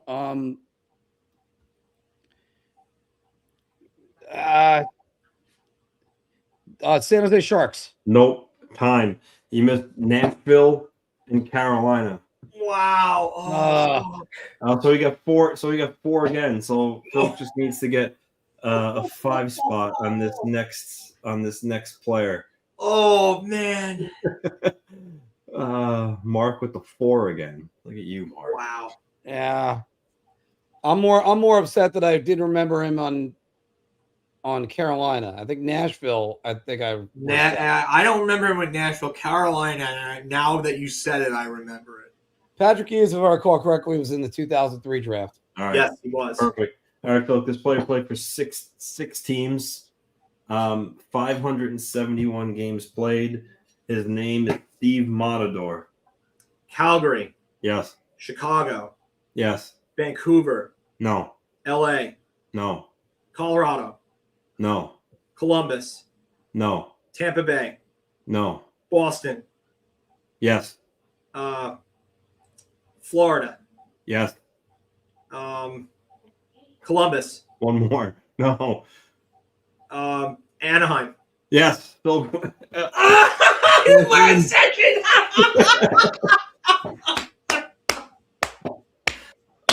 You won. Oh shit! Rest in peace, Steve Monitor. By the way. Yeah. You just missed. You got 5. New Jersey, right? Huh? What? He played for New Jersey, right? No. Who was the last? No. Now why can't I confuse? Well, it doesn't matter. He got 5 out of the 6. I don't know which one he forgot. Either Boston or Buffalo. One of them he didn't. Buffalo. I didn't get there you go. Buffalo. Yeah. Yeah. No, I gotta feel a little disheartened that I actually got to 30 points, and yet still. Look at that. Yeah. All right. Points. The next time I see you, Mark, you're getting a hug. Yeah. That was a hell of a performance. I thought I was done. That was a good battle. There was a really, really good battle, dude. There was a friend of mine that I was playing Guitar Hero in the bar against him one-on-one, and we were playing Metallica 1, and you just saw the needle going like this. That's what it kind of reminded me of. Oh man, that's awesome. All right. That's Guys, we're going to take a couple questions. all right. If you have any. The thing before from Twitter that I was gonna pull up. Give me 1 second. All right. It No, we relates started to- late. I had a couple errands I had to run. But yeah. All right. So this is paraphrase from our buddy Phil Kosher. I'm probably pronouncing his name wrong. Phil, if you're listening or you see this, you could feel free to correct me at any time. It's from the Up in the Blue Seats podcast. It's Brian Boyle that's saying this. Goes, would Kiefer Sherwood change the dynamic of the Rangers roster if you could somehow pry him away from the Canucks? He's a menace. And then ... So I guess he goes to a different part of the quote. I'm totally speculating, but for a year and a half now, I've been like this guy would be great on Broadway. he would, all right. Kiefer Sherwood could be another Sean Avery in that it throws the body around, really just upsets the apple cart. All that's all well and good. That being said, how does he get along with JT Miller? They were both Canucks at the same time. JT Miller are going to be. I don't think that was a problem. We know what the rift was. We know what the rift was, but how guys take sides. If he's like more on Elias's side, then that's a big thing. All right, and then you have to worry about that. You also got to worry about buying too high on him, because I think Rutherford, as you said before, we talked about it with the Hughes trade. I think he's going to move him sooner than later, and because of that, I think then you have to worry about, well, is the price going to be higher now than it would be at the deadline when you have fewer games with the player? Yeah, no, I agree with you. I do agree there that that dynamic team PD versus team JT could be. I doubt it though. I have doubts about that. Sherwood strikes me as the type that would be on board with Miller because of the way that he plays. And I think as much as Miller was a problem, he was trying to get Pettersson to start playing better. And you know what? Since Pettersson has signed that contract, he's basically, him and Lafreniere could literally be the fucking Spider-Man meme where they're pointing at each other. Yeah, exactly. Like, that's the way I look at it. The way that I'm also going to look at it is I wouldn't go buying on the Rangers. Sorry. Show me something. That's true too. Show me more than this. I mean, this is pretty pathetic. They're shut out for the 7th time this season, and you were just shut out by the worst team in the league. Come on. I mean, why are you even adding at all? Oh, they're only 3 points out of the playoffs. They're also 3 points from the bottom of the East. Here's the other thing. And yeah. While that's correct, David, I said this myself, and I said it earlier on in this episode. The Quinn Hughes, like them being in on Quinn Hughes, tells you like where they're looking. It tells you that they're not looking at a teardown. They're looking at competing. And I don't agree with it. I'm telling you right now, I don't agree with it. They need to hit rock bottom. But if that's where they're going, can Kiefer Sherwood come in? Can they go get him? They have obviously a recent history of dealing with this regime. Can they go and get him, and can he come help out? They need depth. This was another tweet. What? This was another tweet from Phil Kocher this week. Yeah. And my first reaction was, I don't care. And now that I've had a few days to think about this, I really don't care. Team USA is trying to win a gold. Does JT Miller, has he played well enough to be a gold medal winning hockey player? Or even a bronze? Or even named on the team? If you could tell me it's Tage Thompson that ends up getting left off the team for JT Miller, I think you're insane. That's how crazy this all is. I agree with you on that. And secondly, I'm sorry, Phil. No, go ahead. Secondly, it shouldn't even be a factor that Team USA's coach is his coach and the GM of Team USA is his GM or assistant GM. Like, get the hell over yourself. And this isn't Marty St. Louis in 2014, who led the league in scoring, and Steve Yzerman went with someone else, and then they went on to go win gold anyway. Go ahead, Phil. Yeah, I mean, I just think that you have a guy that could come in and play the style of play that they want. I would, if again this is speculation, I would have to guess that he was Team JT Miller. I just can't see. I'm pretty sure he's a Canadian boy that plays that type of tough hockey. He's actually an American guy from Columbus. Even crazier. And he's from Ohio, like Miller. Mm-hmm. So, I mean, he's maybe a couple there was years younger, I think. I think he was undrafted. He's a couple years younger than JT, but he's Columbus. But, you have a guy that comes in, plays that tough North American style hockey. He's a disruptor. He plays with speed. He shoots the puck. He's what Sullivan's looking for. They need depth. They traded away all of their depth. If it doesn't cost a lot to do it, then you do it. But they have 2 first-round picks this year. I don't know if I want to give up a first-round pick for a guy like this, that you may not be able to re-sign, and that if it comes down to re-signing him, it might cost you a bit. I think he's going to be at least a $4 million player. Do you want to go shell that out when you have other aspirations, probably things that you want to do with free agency? I mean, you're going to have Artemi Panarin's 11.6 off the books because I don't think he's back, whether he's traded by the deadline or not. I don't think he's back in the offseason.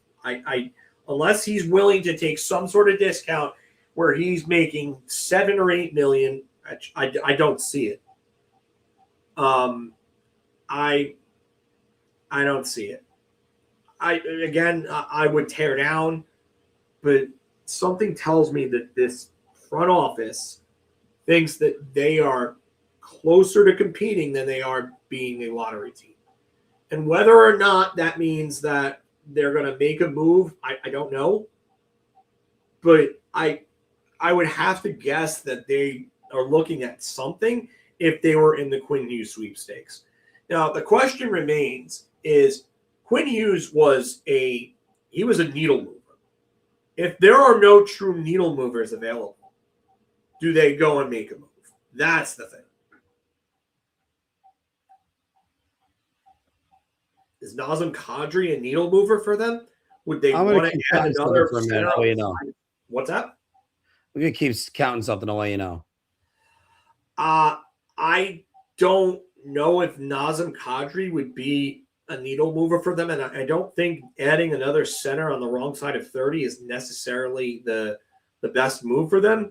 But if you have to think about trade targets, he's probably near the top of the list when it comes to the best assets that would be available if Calgary decides to move him.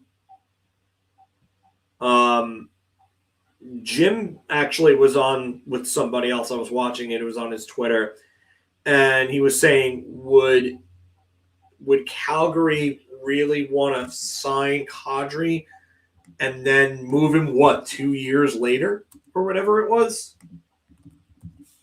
I mean, I don't know. Here's my answer on whether or not the New York Rangers. Actually, this is his 4th year. Sorry. We all know that the Rangers have been shut out 7 times.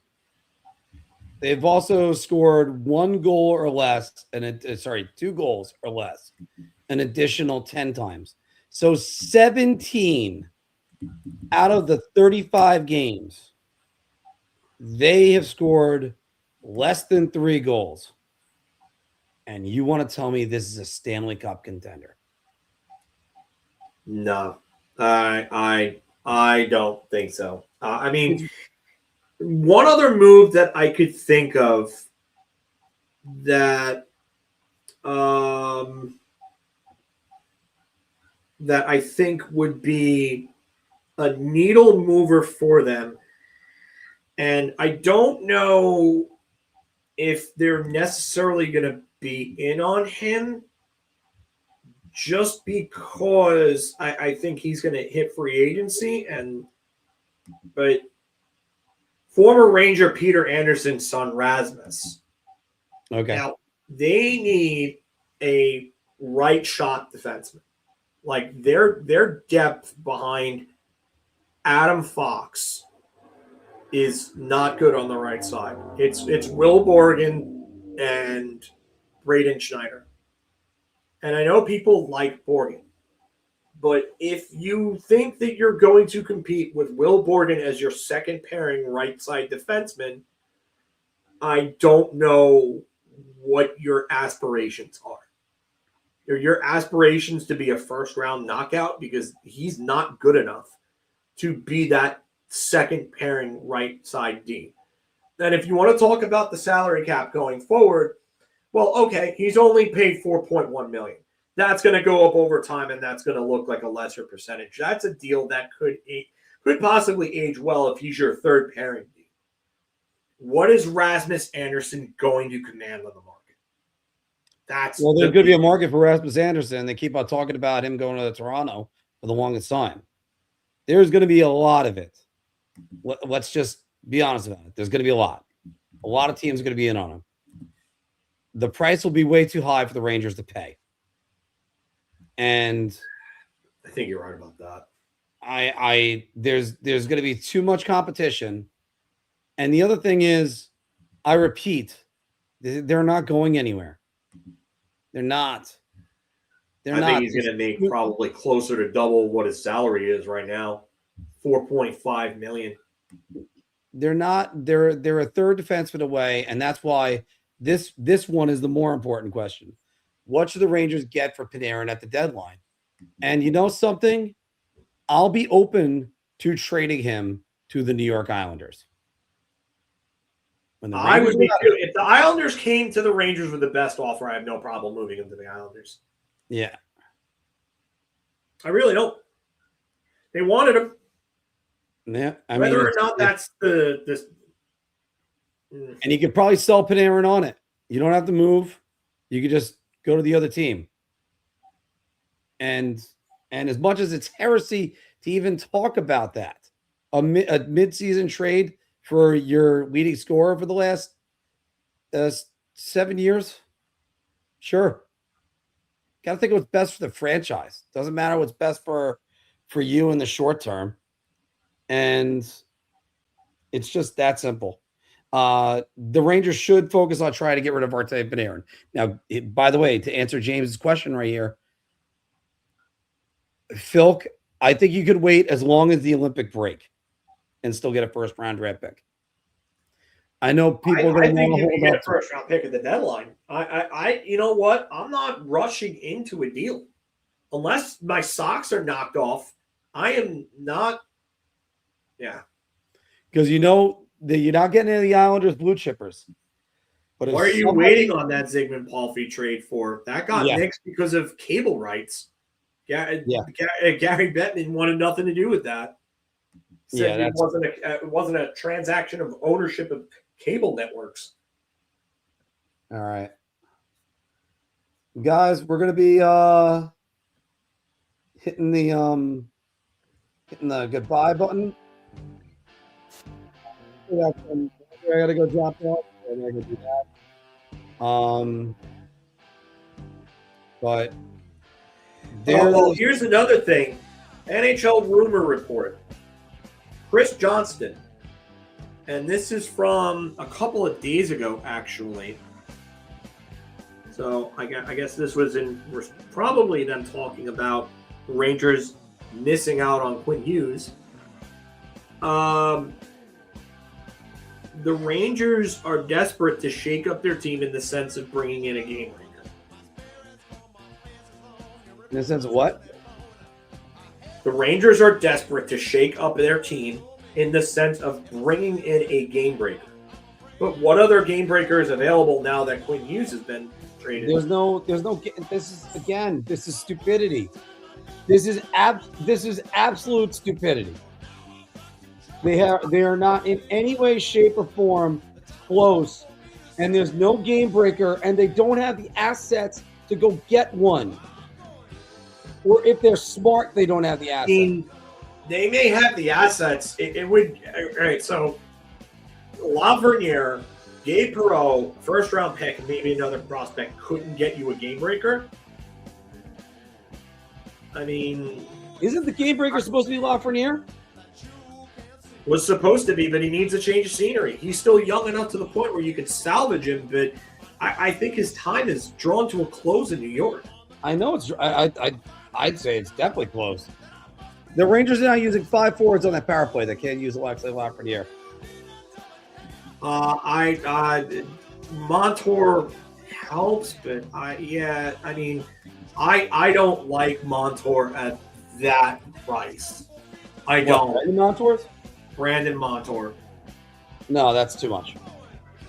And again, you're trying to do all this on the fly. Like Lafreniere and Schneider for Jordan Kyrou, maybe that does something. Because after all, Jordan Kyrou was, he was completely changed. He's got a full no trade, by the way, Brandon Montour. Unless he wants out of Seattle, he'd have to waive. He has a full no trade for the rest of this year and next year. And then it's a modified no trade after that, but it doesn't say how many teams are on that list. But he's making $7.5 million, and the production has really kind of dropped off since he left Florida. And by the way, to answer this question, the real thing is it's probably off load, and might be 2x4. I mean, that was never really that great of a song. That's 4 songs on load were not that great. Worst song on Kill 'Em All's No Remorse, for sure. Worst song on Ride the Lightning is Escape. Which I like Escape, but it's not a bad song, but it's the worst song on the album. I gotta go with the worst song on there. Ooh, what do you got for Master Puppets? I would say probably Leper Messiah. Yeah, probably Leper Messiah, or I know Brian would say Disposable Heroes. He hates Disposable Heroes. Yeah, well, come on. I don't know why. It's amazing. I would say I don't know. Maybe I'm just Orion just because it's an instrumental. Yeah, but it's a good instrumental. It's a very good instrumental. Don't get me wrong, but I don't know. Very long one. Justice is a tough one to name.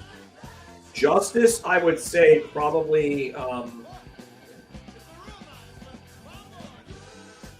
I would probably say, "Great to Live Is to Die." Honestly. It's a good instrumental. Freight Ends of Sanity. Come on, don't ever say that that's in the Freight Ends of Sanity is okay. Oh, I love that song. All right. One last one to throw out there for everybody. We had a couple fun questions. I'll just get this out. Worst song on Black Album, Don't Tread on Me. It's not a bad song, but it's the worst for. All right.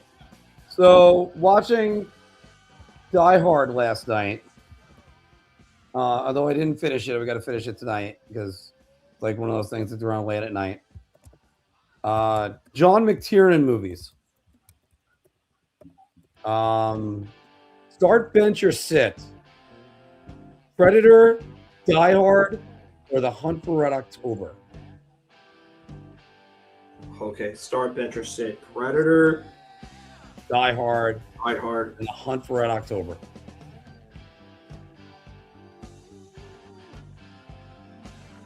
I'm gonna sit Hunt for Red October, and I know I might get some heat for that, but I love the other two. And the timer was I hate these timers. I like them in principle, but let me turn them on. Yeah, I'm gonna go.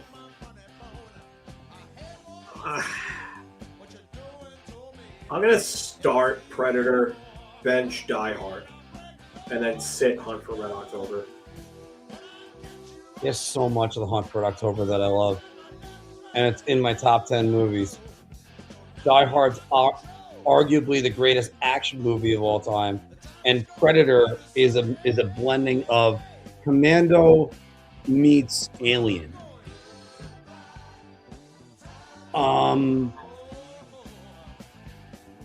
And there's something about Predator that always makes it great. Oh, I think you could put these three movies in any direction. I am going to have to sit Hunt for Red October. I'll start Predator over Die Hard.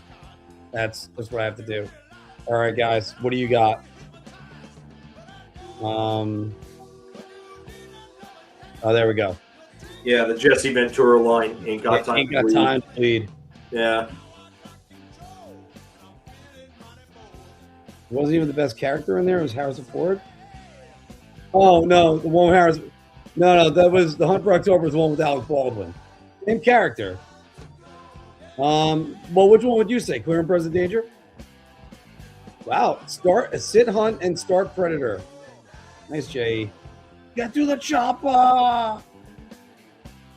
Bad Santa. Red October. Everybody is kind of bashing Red October, but I mean, man, that movie had a cast and a half. So, Reginald Bell Johnson, Bruce Willis.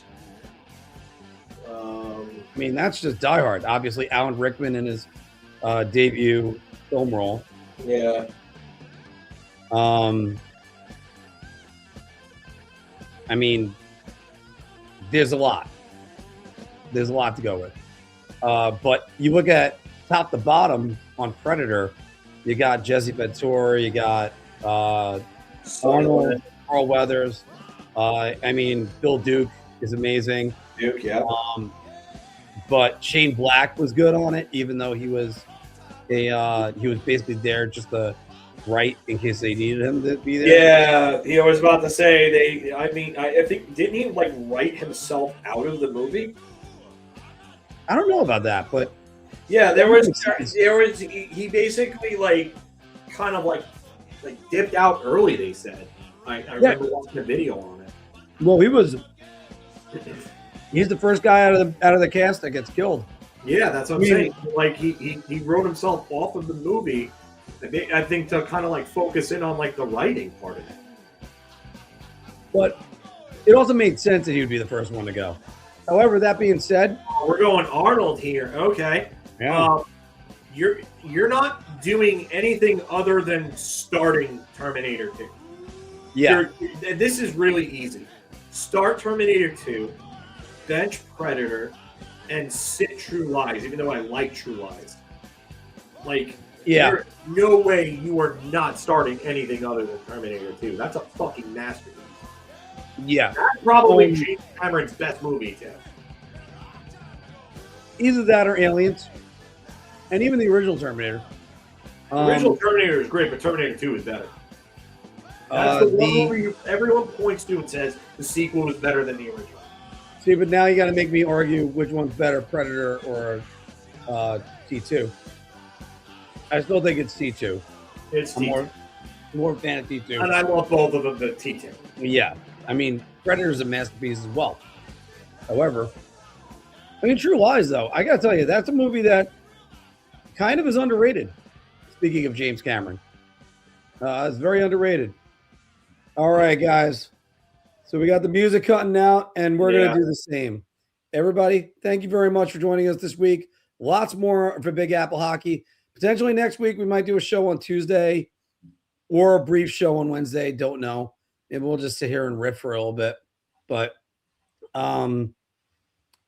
still, once again, we're left in the same position. New York Rangers, what are you doing?